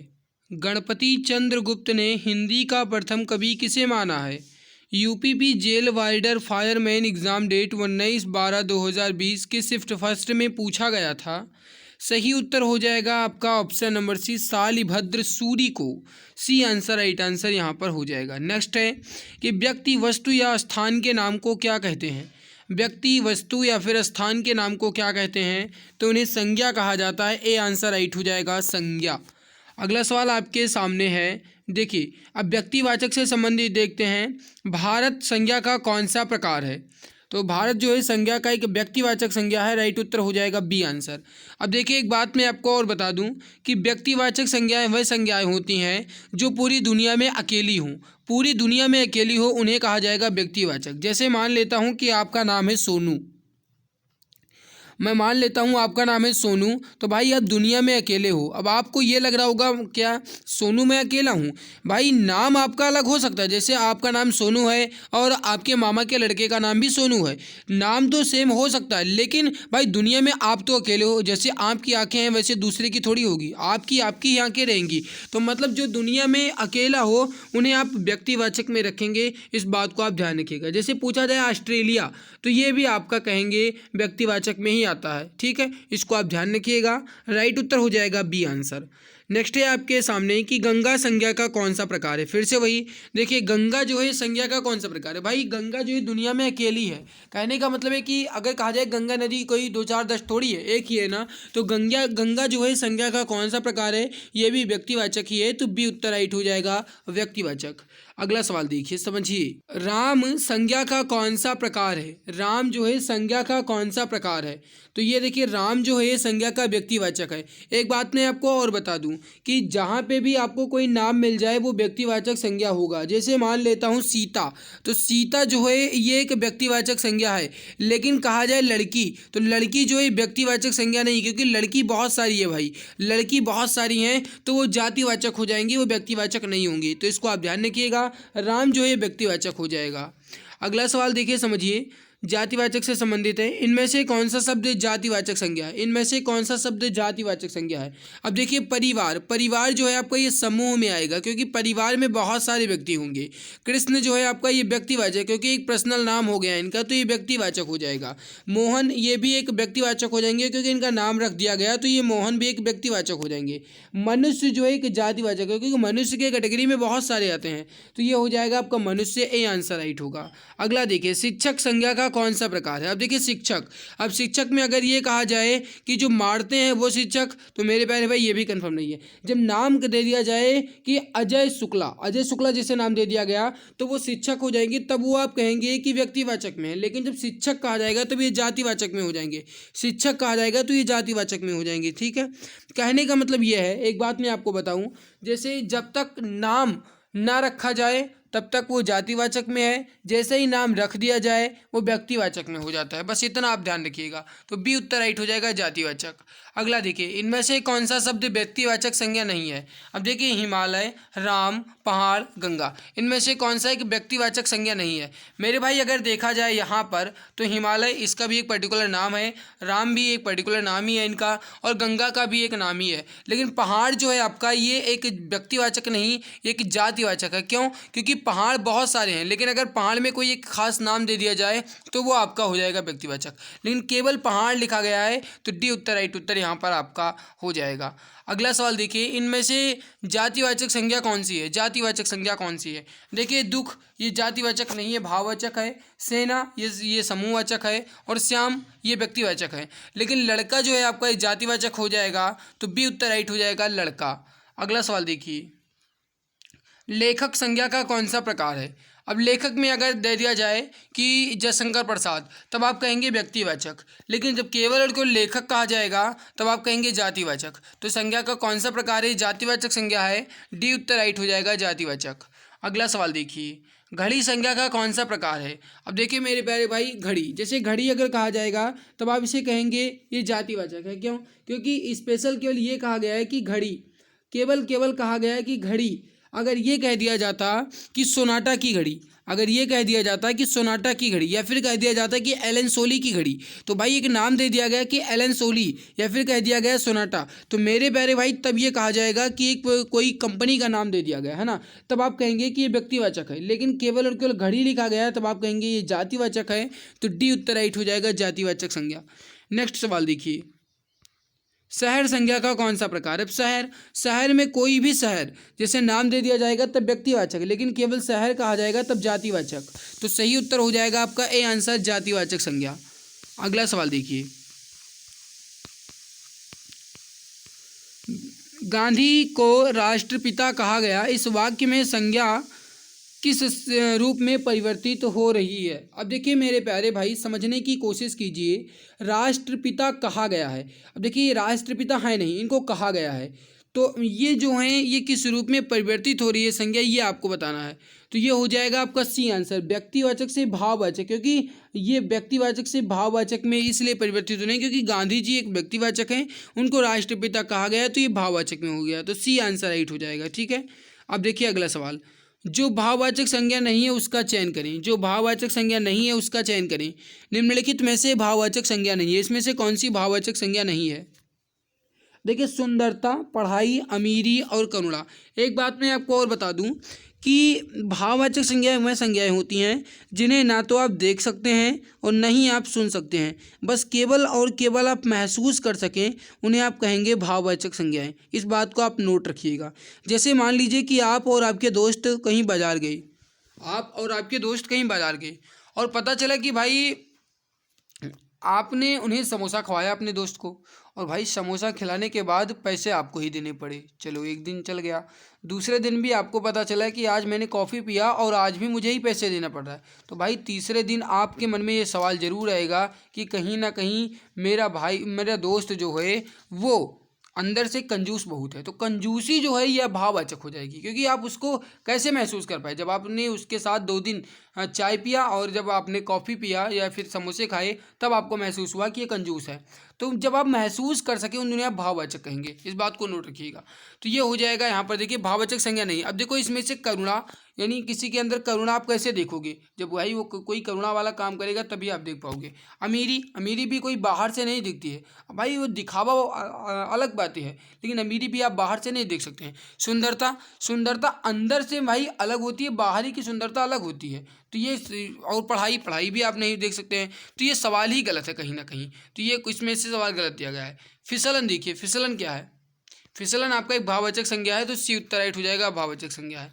अगला सवाल देखिए, जातिवाचक संज्ञा सर्वनाम, विशेषण, क्रिया, अव्यय शब्दों से शब्द बनाए जाते हैं। तो देखिए जातिवाचक संज्ञा सर्वनाम, विशेषण, क्रिया, अव्यय शब्दों से भाववाचक शब्द बनाए जाते हैं या भाववाचक संज्ञा शब्द बनाए जाते हैं, तो ए आंसर राइट। नेक्स्ट देखिए, निम्नलिखित में से भाववाचक संज्ञा क्रिया से नहीं बनी है, इसमें से कौन सी भाववाचक संज्ञा क्रिया से नहीं बनी है? अब देखिए समझिए, पढ़ाई की अगर क्रिया आप देखोगे तो इसकी क्रिया होगी पढ़ना, और लड़ाई तो इसकी क्रिया होगी लड़ना, इसकी क्रिया होगी लड़ना, और कमाई तो कमाई का होगा कमाना, लेकिन भलाई का भलाना थोड़ी होगा, भलाई का भला होगा। तो ये भाववाचक का भाववाचक ही रहेगा, तो ये सी आंसर राइट आंसर यहाँ पर हो जाएगा। नेक्स्ट देखिए, बचपन संज्ञा का कौन सा प्रकार है? बचपन जो है ये भी संज्ञा का भाववाचक संज्ञा ही है, तो सी उत्तर राइट हो जाएगा, भाववाचक। अगला देखिए, वीर शब्द की भाववाचक संज्ञा कौन सी होगी? वीर शब्द की भाववाचक संज्ञा, देखिए वीर की 2 भाववाचक संज्ञा बनेगी, एक वो बनेगी जो वीरता वाला है और एक होता है वीरत्व। तो वीरता और वीरत्व दोनों होगा भाववाचक संज्ञा वीर की, तो बी उत्तर राइट हो जाएगा, वीरता और वीरत्व। अगला देखिए, राष्ट्र शब्द की भाववाचक संज्ञा कौन सी होगी? राष्ट्र शब्द की भाववाचक संज्ञा कौन सी होगी? तो ये हो जाएगा राष्ट्रीयता, डी उत्तर राइट हो जाएगा, राष्ट्रीयता। राष्ट्र की भाववाचक संज्ञा राष्ट्रीयता होगी। नेक्स्ट देखिए, लोभ ये संज्ञा का कौन सा प्रकार है?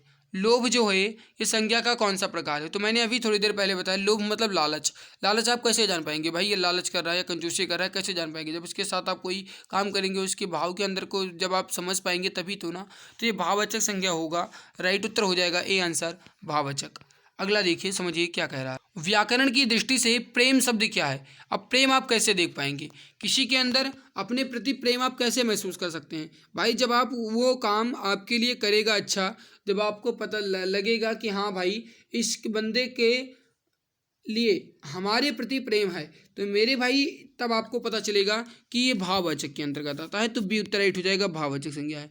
अगला देखिए, इनमें से भाववाचक संज्ञा कौन सी है? अब इसमें आप बताइए भाववाचक संज्ञा कौन सी है? ये हो जाएगा आपका सी आंसर, चरित्र। किसी का चरित्र अच्छा है या गंदा है कैसे आप महसूस करेंगे ना? वैसे देख के थोड़ी बता सकते हैं कि भाई इनका चरित्र अच्छा है। जब उनके कैरेक्टर को आप भाई महसूस करेंगे या किसी से कंपेयर करेंगे तभी आप महसूस कर सकते हैं, है ना? तो ये हो जाएगा भाववाचक संज्ञा। इनमें से कौन सा शब्द संज्ञा है? तो ये हो जाएगा डी आंसर, क्रोध आपका ये जो है ये भी संज्ञा है, एक भाववाचक संज्ञा है, तो डी उत्तर राइट होगा। अगला सवाल देखिए, परिवार संज्ञा का कौन सा प्रकार है? देखिए जहाँ पे भी किसी समूह की बात की जाए वो समूहवाचक होगा, ग्रुप की बात की जाए वो ग्रुप में जो है वो आपका हो जाएगा समूहवाचक, ठीक है।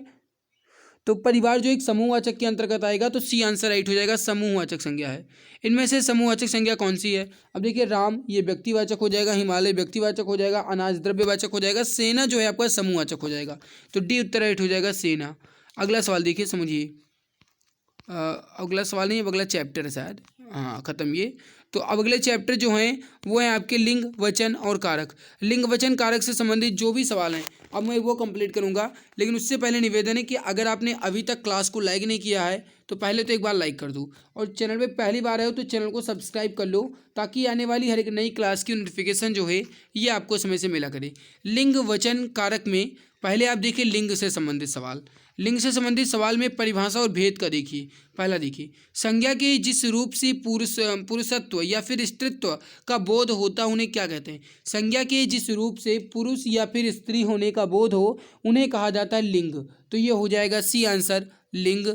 संज्ञा के जिस रूप से पुरुष या फिर स्त्री होने का बोध हो उन्हें आप लिंग कहेंगे। तो सी आंसर राइट आंसर यहाँ पर हो जाएगा। अब देखिए, राजकुमार वर्मा ने प्रेमाख्यान परंपरा का प्रवर्तक किसे माना है? राजकुमार वर्मा ने प्रेमाख्यान परंपरा का प्रवर्तक किसे माना है? तो ये माना गया है मुल्ला दाऊद को। राइट उत्तर हो जाएगा आपका, ये हो जाएगा सी आंसर, मुल्ला दाऊद। अगला देखिए, निम्नलिखित प्रश्न में 4 विकल्पों में से दिए गए हैं, 4 विकल्प दिए गए हैं, जिनमें से उस विकल्प का चयन करें जो दिए गए शब्द का सही पुल्लिंग रूप है। सम्राज्ञी, सम्राज्ञी का पुल्लिंग आपको बताना है। सम्राज्ञी जो है आपका ये एक स्त्रीलिंग शब्द है, इसका पुल्लिंग आपको बताना है कौन सा होगा। तो ये हो जाएगा आपका सम्राट। राइट उत्तर हो जाएगा सी आंसर, सम्राट। ठीक, नेक्स्ट है कि पुल्लिंग शब्द का चयन कीजिए। पुल्लिंग शब्द का चयन कीजिए।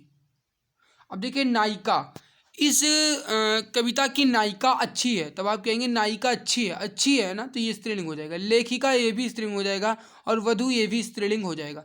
लेकिन धावक जो है आपका ये पुल्लिंग होगा। धावक बहुत तेज दौड़ रहा है, ना कि आप कहेंगे धावक दौड़ रही है, ऐसा थोड़ी कहेंगे, धावक दौड़ रहा है कहेंगे ना, तो ये आपका हो जाएगा पुल्लिंग। तो ये हो जाएगा डी आंसर। नेक्स्ट सवाल देखिए, नेक्स्ट कहे क्या रहा है उसको समझिए। आचार्य का पुल्लिंग शब्द क्या होगा? जैसे आचार्य, प्रधानाचार्य, और इसके अलावा गाइस कहा जाए तो महोदया, और ये सब जो होते हैं ये होता है अ की मात्रा लगा करके स्त्रीलिंग बनाया जाता है। तो इसका पुल्लिंग बनाने के लिए अ की मात्रा को हटा दिया जाता है। जैसे आचार्य है तो इसको आप आचार्य कहेंगे तो ये पुल्लिंग हो जाएगा। तो बी उत्तर राइट हो जाएगा, आचार्य। अगला सवाल देखिए, निम्नलिखित में से कौन सा शब्द पुल्लिंग है?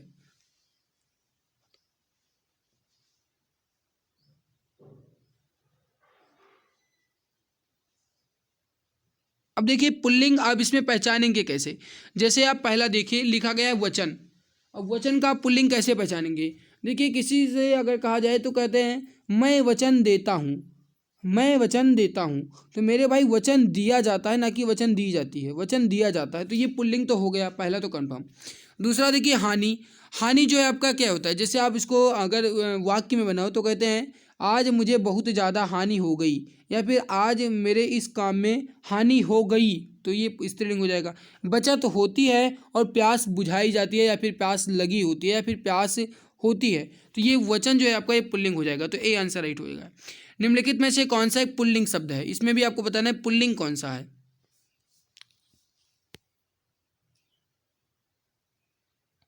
जेल वाटर फार्मेट में पूछा गया था, सी आंसर राइट हो जाएगा, खटमल आपका पुल्लिंग हो जाएगा। अब देखिए, गिलहरी, कोयल और मक्खी, ये जो है आपका ये हो जाएगा स्त्रीलिंग। तो आपका सी आंसर राइट हो जाएगा। निम्नलिखित में से कौन सा शब्द पुल्लिंग है?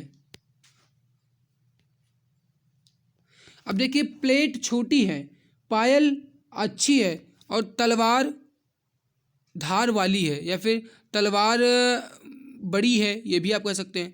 लेकिन कैमरा जो है आपका, ये कैमरा छोटी है थोड़ी कहोगे, कैमरा छोटा है, कैमरा बड़ा है, इस तरीके से आप कहोगे, है ना। कैमरा अच्छा है, इस तरीके से आप कहोगे। तो डी आंसर राइट होगा, इसमें पुल्लिंग कैमरा हो जाएगा। तो डी आंसर राइट होगा।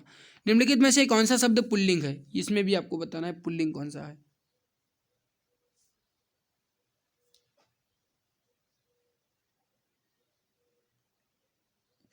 अब देखिए, समझिए, पहला देखिए, उनका व्यय और उनकी आय, उनकी बड़ी लहर और छोटी नहर। अब देखिए, कहते हैं ना कि भाई उनका खर्चा ज़्यादा है, तो खर्चा ज़्यादा है कहते हैं, या फिर उनका व्यय ज़्यादा है। तो व्यय आपका इसमें ये हो जाएगा पुल्लिंग। आय आपका स्त्रीलिंग हुआ, क्यों? क्योंकि कहते हैं कि भाई आपकी आय बहुत ज़्यादा है, आपकी आय, आपका आय थोड़ी कहते हैं, आपकी आय, तो ये स्त्रीलिंग हो जाएगा। लहर भी स्त्रीलिंग है, नहर भी स्त्रीलिंग है, लेकिन व्यय जो है आपका ये पुल्लिंग है। ए आंसर राइट होगा। निम्नलिखित में से कौन सा शब्द पुल्लिंग है? इसमें भी आपको बताना है पुल्लिंग कौन सा। सुंदरता, कपट, निद्रा और मूर्खता।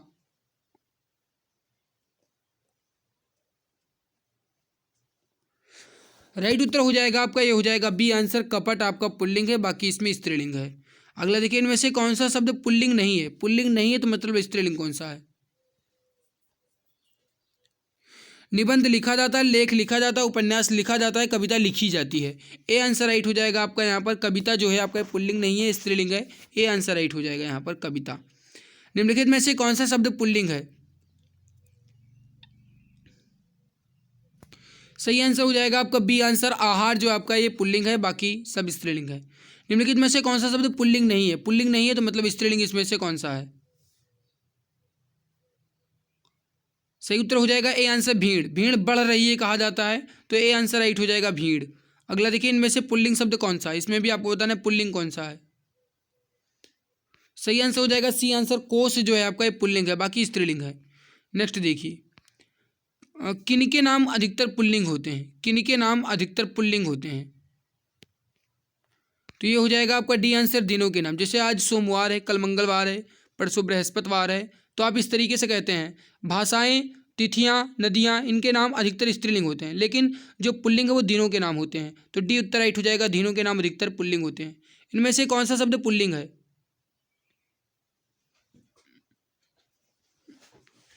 सही आंसर हो जाएगा आपका डी आंसर। धनिया आपका इसमें पुल्लिंग है, बाकी सब स्त्रीलिंग है। अगला सवाल देखिए, इनमें से पुल्लिंग शब्द कौन सा है? इसमें भी आपको बताना है पुल्लिंग कौन सा है। सही आंसर हो जाएगा बी आंसर। विकास जो है आपका पुल्लिंग है। अगला सवाल देखिए, कौन सा शब्द पुल्लिंग है? इसमें भी कहा जाए तो कष्ट आपका पुल्लिंग है, बाकी स्त्रीलिंग है। अगला देखिए, निम्नलिखित में से कौन सा शब्द पुल्लिंग है? बहुत बड़ा क्षेत्र है, क्षमा, रीति, घटना। तो इसमें पुल्लिंग आपका ये क्षेत्र हो जाएगा, बाकी सब स्त्रीलिंग है। निम्नलिखित में से कौन सा शब्द पुल्लिंग है? उन पर बहुत दया आई, उनकी भाषा अच्छी है, उनकी माया, आभार व्यक्त किया जाता है। तो आभार आपका पुल्लिंग हो जाएगा, डी आंसर राइट हो जाएगा। निम्नलिखित में से कौन सा शब्द वीरांगना का पुल्लिंग रूप है? वीरांगना का पुल्लिंग रूप हो जाएगा वीर। सी आंसर राइट हो जाएगा वीर। इनमें से कौन सा शब्द पुल्लिंग है? इसमें से पुल्लिंग आपका यशस्वी हो जाएगा पुल्लिंग, बाकी हथनी स्त्रीलिंग है, इसका पुल्लिंग हाथी होगा। आँख तो आपका दोनों है, पुल्लिंग स्त्रीलिंग। और अभिनेत्री आपका ये अभिनेता होगा, इसका पुल्लिंग। निम्नलिखित में से कौन सा शब्द पुल्लिंग है? तो इसमें से आपका ये राष्ट्र जो है पुल्लिंग है, बाकी सब स्त्रीलिंग है। विधात्री शब्द का पुल्लिंग बताइए। विधात्री शब्द का पुल्लिंग बताइए। तो ये हो जाएगा विधाता। डी आंसर राइट हो जाएगा विधाता। अगला सवाल देखिए, दिए गए विकल्पों में से पुल्लिंग शब्द कौन सा है? इसमें भी आपको बताना है पुल्लिंग कौन सा है। तो ये हो जाएगा बी आंसर नृप। नृप का मतलब होता है राजा, तो राजा आपका पुल्लिंग है, बाकी रानी होता तो स्त्रीलिंग होता। भवानी शब्द का पुल्लिंग शब्द क्या होगा?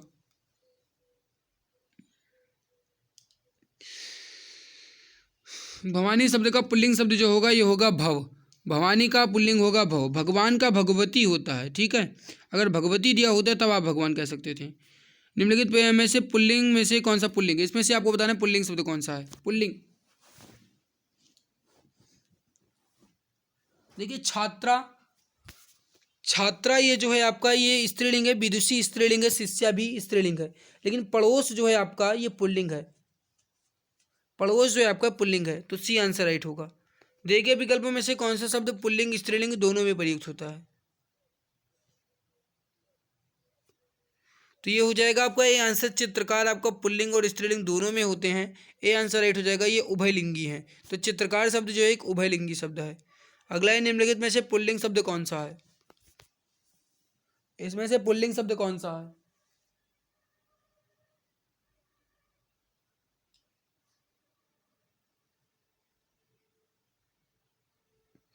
तो पुल्लिंग शब्द इसमें से जो है वो आपका हो जाएगा सी आंसर, पक्षी। ऑप्शन सी राइट हो जाएगा, पक्षी। अगला है कि निम्नलिखित में से पुल्लिंग शब्द कौन सा है? इसमें भी आपको बताना है पुल्लिंग कौन सा है। तो ये हो जाएगा बी आंसर, कुटुंब पुल्लिंग है, बाकी सब स्त्रीलिंग है। पुल्लिंग परिवर्तन का सही विकल्प चुनिए, जैसे सम्राज्ञी का सम्राट, कवयित्री का कवि, रानी का राजा और ठकुराइन का ठाकुर।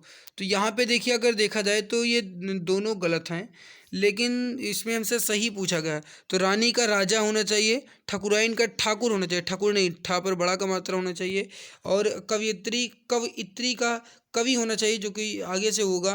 तो यहाँ पे राइट उत्तर होगा ए आंसर, सम्राज्ञी का सम्राट बिल्कुल सही है। बाकी इसमें वर्तनी गलत लिखी गई है, इसमें भी वर्तनी गलत है, इसमें भी वर्तनी ही गलत है। अगला देखिए सवाल समझिए। निम्नलिखित में से कौन सा शब्द बिल्ली शब्द का पुल्लिंग है? बिल्ली शब्द का पुल्लिंग बताइए। बिल्ली का पुल्लिंग शब्द हो जाएगा आपका बिलाव, डी आंसर राइट हो जाएगा बिलाव। नेक्स्ट है, इस शरीर के अंग के आधार पर दिए गए पुल्लिंग या फिर स्त्रीलिंग शब्दों का सही जोड़ा बताइए। शरीर के आधार पर दिए गए पुल्लिंग या फिर स्त्रीलिंग शब्दों का सही जोड़ा बताइए। उंगली और एड़ी, उंगली छोटी है, एड़ी बड़ी है, तो स्त्रीलिंग है, ठीक है। उनका हाथ लंबा है, उनका पैर लंबा है, ये भी पुल्लिंग है, चलो ठीक है। कलाई और तलवा पुल्लिंग, बाह और जांग स्त्रीलिंग। कौन सा सही जोड़ा है ये आपको बताना है। सही आंसर हो जाएगा, देखिए कलाई और तलवा ये पुल्लिंग है, ये आपको बिल्कुल राइट उत्तर यहाँ पर हो जाएगा। नेक्स्ट देखिए, पुल्लिंग शब्द का चयन कीजिए, इसमें से पुल्लिंग बताना है। विदुषी स्त्रीलिंग है, और यहाँ पे पुल्लिंग आपका कर्ता हो जाएगा, कर्ता, ठीक है, कर्ता आपका पुल्लिंग हो जाएगा। एकाकिनी शब्द का लिंग बदलें, एकाकिनी शब्द का लिंग बदलें, एकाकिनी शब्द का लिंग बदलें। एकाकिनी शब्द का लिंग होगा एकाकी, राइट उत्तर हो जाएगा आपका सी आंसर, एकाकी। निम्नलिखित शब्दों में से पुल्लिंग शब्द कौन सा है? पुल्लिंग शब्द कौन सा है? सही उत्तर हो जाएगा डी आंसर, शशि जो है आपका पुल्लिंग है, बाकी सब स्त्रीलिंग है। लिंग संबंधी अनुपयुक्त विकल्प चुनकर बताइए। अनुपयुक्त मतलब इसमें गलत कौन सा है? जैसे भगवान का भगवती, कर्ता का कर्त्री, विद्वान का विदुषी और सम्राट का सम्राज्ञी। तो इसमें गलत कौन सा है? अगर देखा जाए तो पहला ही गलत है, क्योंकि यहाँ पर देखो भगवती सही लिखा है, लेकिन यहाँ पर भगवान लिखा है, यहाँ पे लिखा है भगवान, होना चाहिए भगवान, तो भगवान नहीं भगवान होना चाहिए था। तो ये आंसर यहाँ पर गलत दिया गया, भगवान का भगवती होगा, ठीक है, बाकी सही है। ऐसे कौन से शब्द हैं जिनका प्रयोग स्त्रीलिंग और पुल्लिंग दोनों में होता है? स्त्रीलिंग पुल्लिंग दोनों में होता है, इसमें से कौन सा है? तो ये हो जाएगा आपका ऑप्शन नंबर सी, राष्ट्रपति और प्रधानमंत्री, ये स्त्रीलिंग पुल्लिंग दोनों में आएंगे। तो सी आंसर राइट आंसर हो जाएगा, राष्ट्रपति और प्रधानमंत्री। दिए गए चार विकल्पों में से कौन सा शब्द पुल्लिंग है? सही आंसर हो जाएगा सी आंसर, जीरा। जीरा एक पुल्लिंग शब्द है, पुल्लिंग शब्द इसमें भी आपको बताना है। सही उत्तर हो जाएगा कपड़ा, ऑप्शन डी राइट हो जाएगा, कपड़ा। सप्ताह में 7 दिन होते हैं, प्रयुक्त वाक्य में दिन शब्द क्या है? मैंने अभी थोड़ी देर पहले आपको बताया था कि दिन जो है अक्सर पुल्लिंग होते हैं, ए आंसर राइट हो जाएगा पुल्लिंग। पुल्लिंग शब्द इसमें भी आपको बताना है। तो ये हो जाएगा तेजस्वी का पुल्लिंग तेजस्वी होगा, तेजस्वी का जो स्त्रीलिंग होगा तेजस्विनी होगा, जो कि कुछ इस तरीके से लिखा जाएगा। शीशम किस प्रकार का शब्द है, पुल्लिंग या स्त्रीलिंग? शीशम किस प्रकार का शब्द है? शीशम,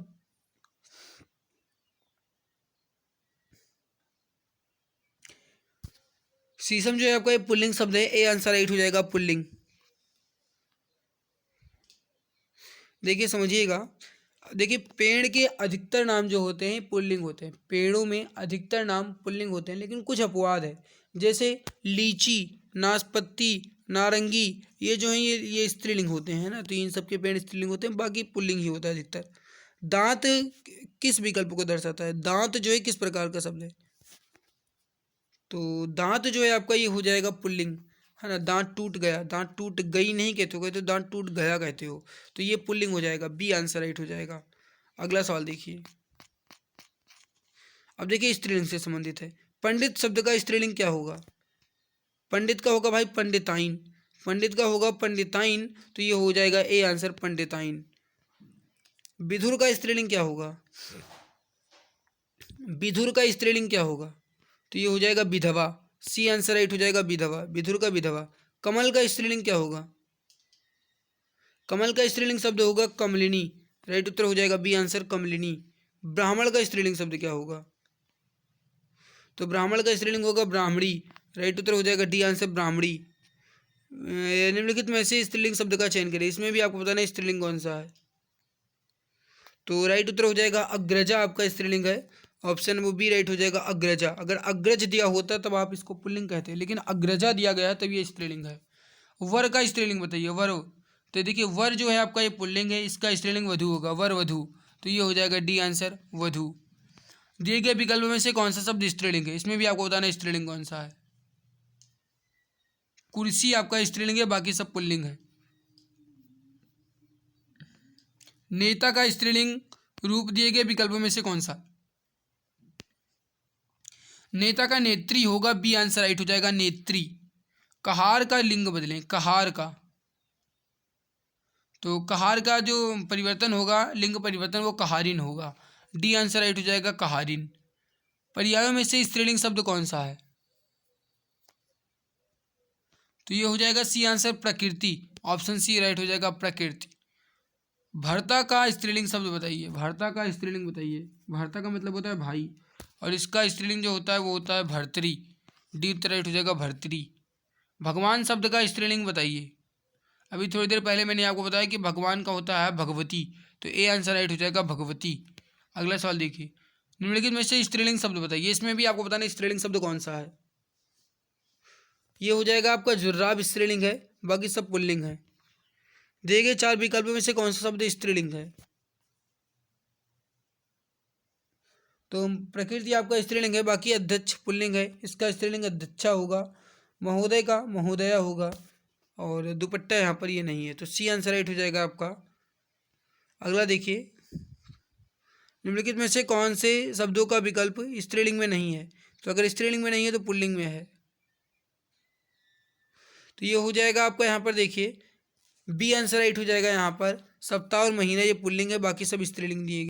अगला सवाल देखिए, निम्नलिखित विकल्पों में से दाता शब्द का स्त्रीलिंग होगा, दात्री। दाता का दात्री होगा, ठीक है। पुजारी शब्द का स्त्रीलिंग बताइए। पुजारी का स्त्रीलिंग बताइए। पुजारी का स्त्रीलिंग होगा पुजारिन, जो कि ए आंसर में दिया गया है। पंडित का स्त्रीलिंग बताइए, तो पंडिताइन होगा, बी आंसर राइट होगा, पंडिताइन। स्त्रीलिंग शब्द होते हैं, इसमें से स्त्रीलिंग शब्द कौन से होते हैं, तो अक्सर कहा जाए नक्षत्रों के नाम स्त्रीलिंग ही होते हैं, बी आंसर राइट होगा। वीर शब्द का स्त्रीलिंग बताइए। वीर का स्त्रीलिंग, वीर का स्त्रीलिंग होगा वीरांगना। डी आंसर राइट हो जाएगा, वीरांगना। दिए गए विकल्पों में से कौन सा शब्द स्त्रीलिंग नहीं है, तो ये हो जाएगा सी आंसर, अनानास ये नहीं है, बल्कि चिल्का झील, सब्जी, बुंदेली, ये सब स्त्रीलिंग शब्द हैं।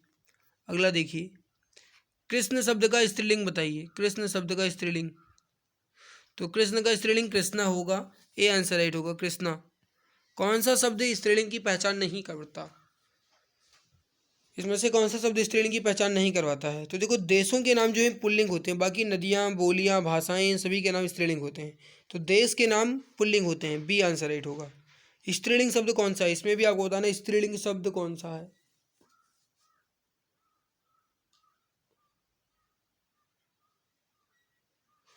तो इसमें से स्त्रीलिंग शब्द आपका हो जाएगा काया, हो जाएगा, ए आंसर राइट हो जाएगा, काया। लाला का स्त्रीलिंग क्या होगा, तो इसका हो जाएगा ललाइन, बी आंसर राइट हो जाएगा, ललाइन। गायक का निर्लिंग क्या होगा, तो गायक का जो परिवर्तित होगा वो होगा गायिका, सी आंसर राइट हो जाएगा, गायिका। गुरु शब्द का स्त्रीलिंग क्या होगा, तो गुरुवाइन होगा, तो ये हो जाएगा आपका B answer, गुरुवाइन। Option B right होगा। अगला देखिए, अगला देखिए, यूपी पुलिस में पूछा गया है कि निम्नलिखित में से कौन सा शब्द स्त्रीलिंग है, तो इसमें से स्त्रीलिंग आपका हो जाएगा योगिनी, डी आंसर राइट होगा। निम्नलिखित शब्दों में से स्त्रीलिंग शब्द आपको बताना है, फिर से स्त्रीलिंग बताना है, तो ये हो जाएगा आपका अश्विनी, स्त्रीलिंग। देखो जितने भी नक्षत्र के नाम होते हैं ना वो स्त्रीलिंग ही होते हैं, ध्यान रखना। तपस्वी का स्त्रीलिंग क्या होगा, तपस्वी का स्त्रीलिंग क्या होगा, तो तपस्विनी होगा, ए आंसर राइट होगा, तपस्विनी। इसमें बताओ कौन सा स्त्रीलिंग है। रचना आपका स्त्रीलिंग हो जाएगा, डी आंसर राइट होगा। हंस का स्त्रीलिंग क्या होगा, हंस का होगा हंसिनी, तो ए आंसर राइट होगा, हंसिनी। ऑप्शन ए की तरह। कुम्हार का स्त्रीलिंग क्या होगा, कुम्हार का स्त्रीलिंग क्या होगा, तो ये जाएगा कुम्हारिन, बी आंसर राइट हो जाएगा, कुम्हारिन। अगला देखिए, अगला है कि कौन सा स्त्रीलिंग शब्द है। नमक, भात, लौंग, पनीर, इसमें स्त्रीलिंग बताना है, तो ये हो जाएगा आपका बी आंसर, लौंग। इसमें बताओ कौन सा स्त्रीलिंग है। ए आंसर आय जो है आपका स्त्रीलिंग है, बे दिया होता तो वो पुल्लिंग होता, ठीक है।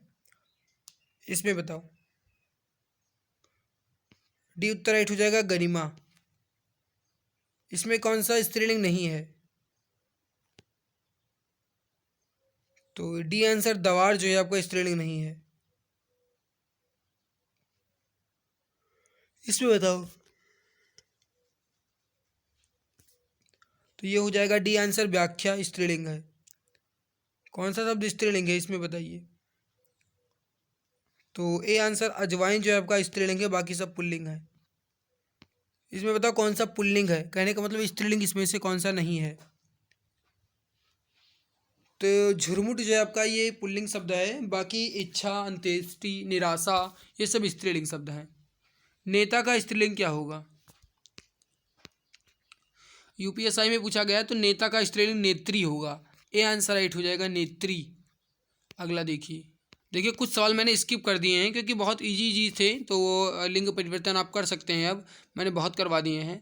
अब देखिए, अब जो कंप्लीट कर रहा हूँ वो है वचन। वचन में पहला देखिए, परिभाषा और भेद से संबंधित पहला सवाल, वचन किसके लिए प्रयोग किए जाते हैं।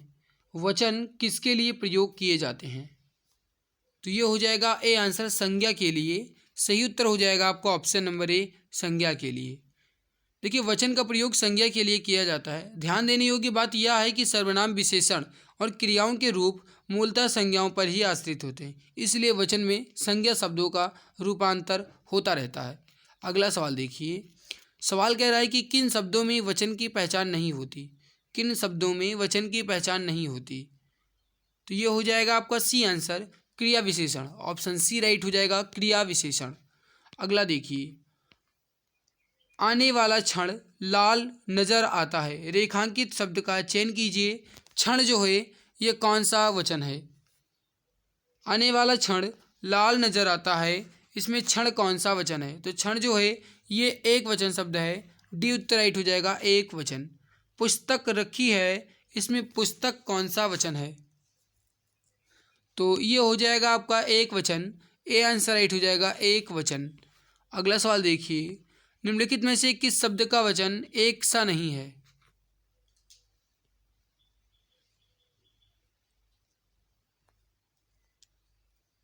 तो इसमें से कहा जाए तो ए आंसर बेटा अलग है, बाकी चाचा, काका, फूफा ये सब एक वचन से हैं। बेटा का बहुवचन जो होगा ये बेटे होगा, बाकी चाचा का बहुवचन चाचा ही होगा, चाचा का चाचे नहीं होगा। काका का बहुवचन काका ही होगा और फूफा का बहुवचन फूफा ही होगा, लेकिन बेटा का बहुवचन बेटे बन सकता है, तो इसलिए इसमें से बेटा आपका राइट होगा। अगला देखिए, निम्नलिखित में से एक वचन शब्द कौन सा है, इसमें भी आपको बताना है एक वचन शब्द कौन सा है।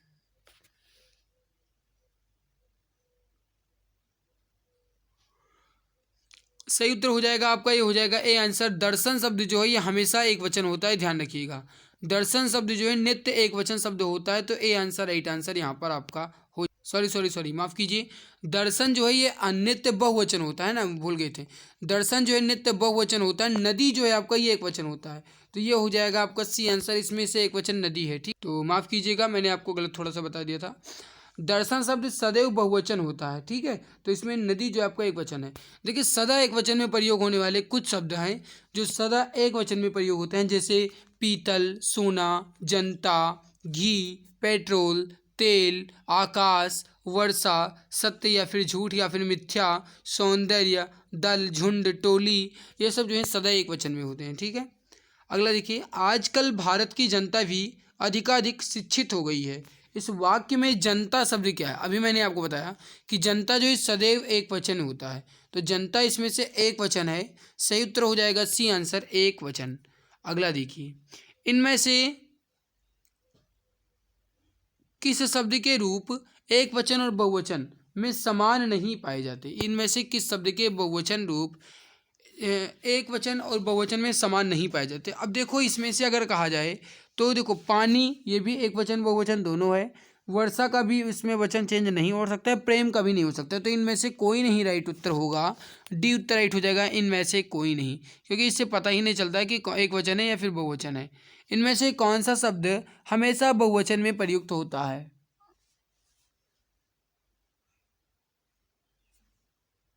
हमेशा बहुवचन में कौन सा शब्द प्रयुक्त होता है, तो ये हो जाएगा सी आंसर प्राण। करेक्ट आंसर हो जाएगा आपका ऑप्शन नंबर सी, प्राण पखेरु उड़ गए, तो ये आपका हो जाएगा सी आंसर प्राण। इनमें से एक का बहुवचन क्या होगा, एक का बहुवचन क्या होगा, एक का बहुवचन हो जाएगा अनेक, तो बी उत्तर राइट हो जाएगा अनेक, एक का बहुवचन अनेक।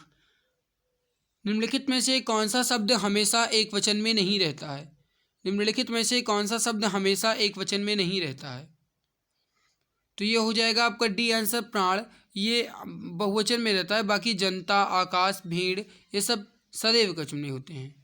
निम्नलिखित में से कौन सा शब्द दोनों वचनों में समान रहता है,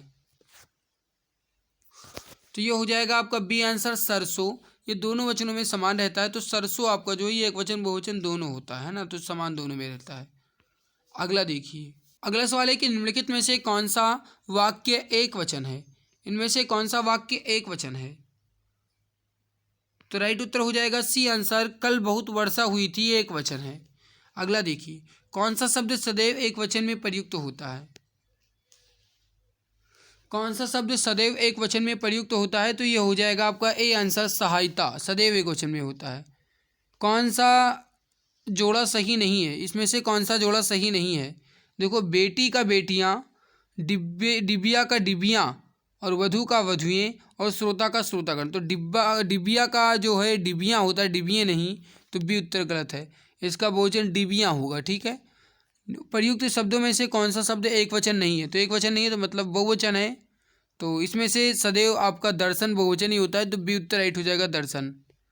नेक्स्ट आप देखिए, शब्द के जिस रूप से एक ही वस्तु का बोध हो उसे क्या कहते हैं, तो जिससे एक ही वस्तु का बोध हो उन्हें एक वचन कहते हैं, और जिससे अनेक वस्तु का बहुवचन हो बोध हो उन्हें बहुवचन कहेंगे, और जिस शब्द से ये बोध हो कि वो एक वचन है या फिर बहुवचन है तो उसे वचन कहेंगे। ठीक, अगला देखिए, गौ शब्द का वचन बताइए, गौ शब्द का वचन कौन सा है, यानी गौ किस वचन का शब्द है, तो ये हो जाएगा आपका एक वचन। गौ का जो होगा बहुवचन गौवें होगा। ठीक है, जो कि कुछ इस तरीके से लिखा जाएगा।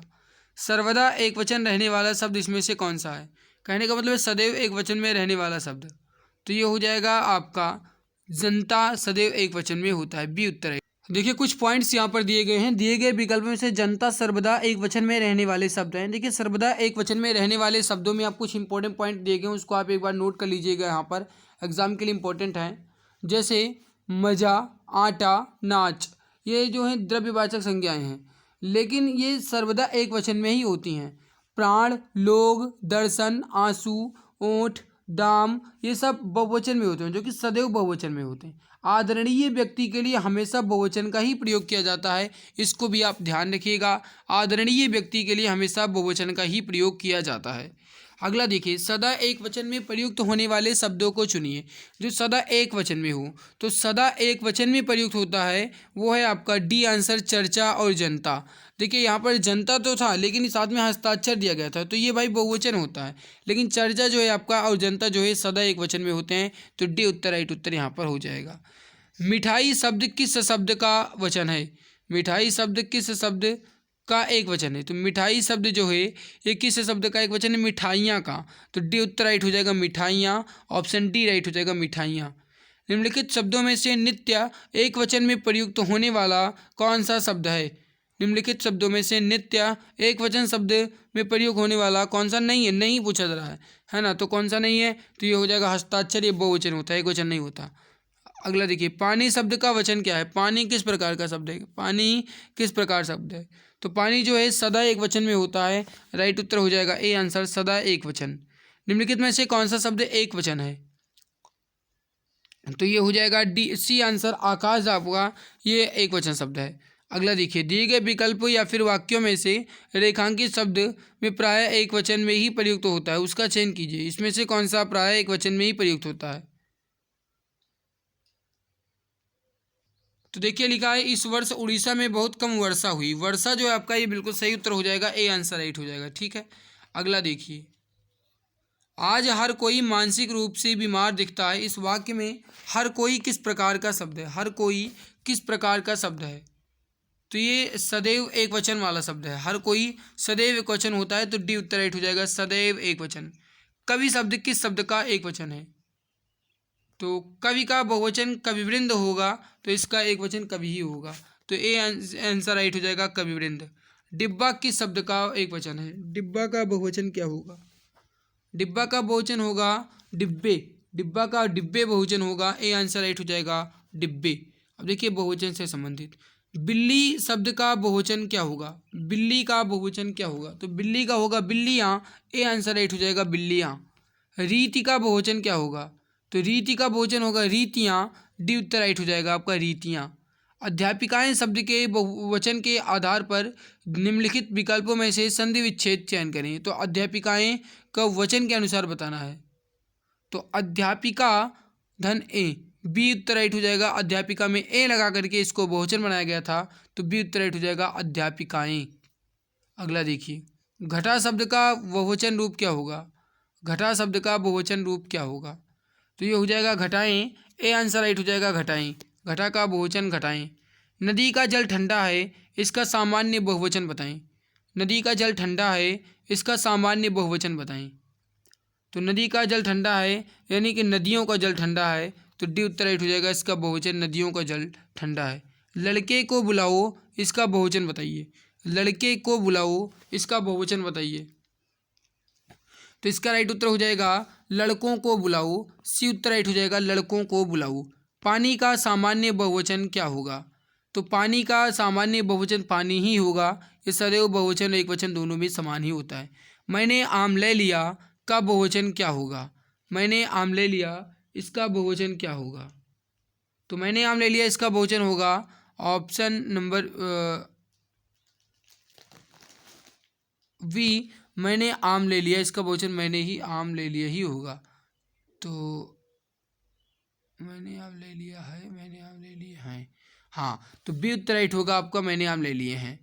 आदमियों को भेड़ बकरी की तरह हाँकने का जमाना अब नहीं रहा। कोष्ठक में दिए गए शब्दों का वचन बदलिए। तो भेड़ और बकरी का वचन बदलना है। तो भेड़ और बकरी का वचन होगा भेड़ और बकरियों। सी उत्तर राइट हो जाएगा भेड़ और बकरियों। अगला सवाल देखिए। अगला सवाल देखिए, इनमें से किस शब्द का प्रयोग हमेशा बहुवचन में होता है? कुछ सवाल स्किप किए मैंने क्योंकि वो बहुत इजी सवाल थे, तो आप उसको कर सकते हैं। कौन सा शब्द हमेशा बहुवचन में होता है? तो ये हो जाएगा आपका ए आंसर। होठ जो है आपका सदैव बहुवचन में होता है। अगला देखिए, इनमें से कौन सा शब्द बहुवचन है? तो बहुवचन आपका इसमें प्राण आपका हो जाएगा। बी आंसर राइट हो जाएगा प्राण। इनमें से कागज शब्द का बहुवचन क्या होगा? तो कागज का बहुवचन होगा कागजात। सी आंसर राइट हो जाएगा कागजात। इनमें से आपको बताना है बहुवचन कौन सा है। तो ए आंसर राइट हो जाएगा प्राण आपका बहुवचन है। ए आंसर करेक्ट हो जाएगा। किसका प्रयोग सदैव बहुवचन में होता है? तो ए आंसर राइट हो जाएगा दर्शन। करेक्ट आंसर हो जाएगा आपका ऑप्शन नंबर ए दर्शन। घर का बहुवचन रूप क्या होगा? तो घर का बहुवचन होगा घरों। बी उत्तर राइट हो जाएगा आपका घरों। अध्यापिका का बहुवचन क्या होगा? अध्यापिकाएं। बी उत्तर राइट हो जाएगा अध्यापिकाएं। अब जो मैं कंप्लीट करूंगा वो है कारक। तो कारक से संबंधित सवाल अब देखते हैं, लेकिन उससे पहले निवेदन है, अगर आपने अभी तक लाइक नहीं किया तो एक बार लाइक कर दो। चैनल पे पहली बार है तो चैनल को सब्सक्राइब कर लो, ताकि आने वाली हर एक नई क्लास की नोटिफिकेशन आपको समय से मिला करे। इसी तरीके से हम एक करके पूरा कंप्लीट कर लेंगे और आपको बहुत ही बेहतरीन अंदाज में पूरी बुक अच्छे से समझ में भी आ जाएगी। तो अब जो मैं कंप्लीट करूँगा वो है चैप्टर 3 कारक से संबंधित सवाल।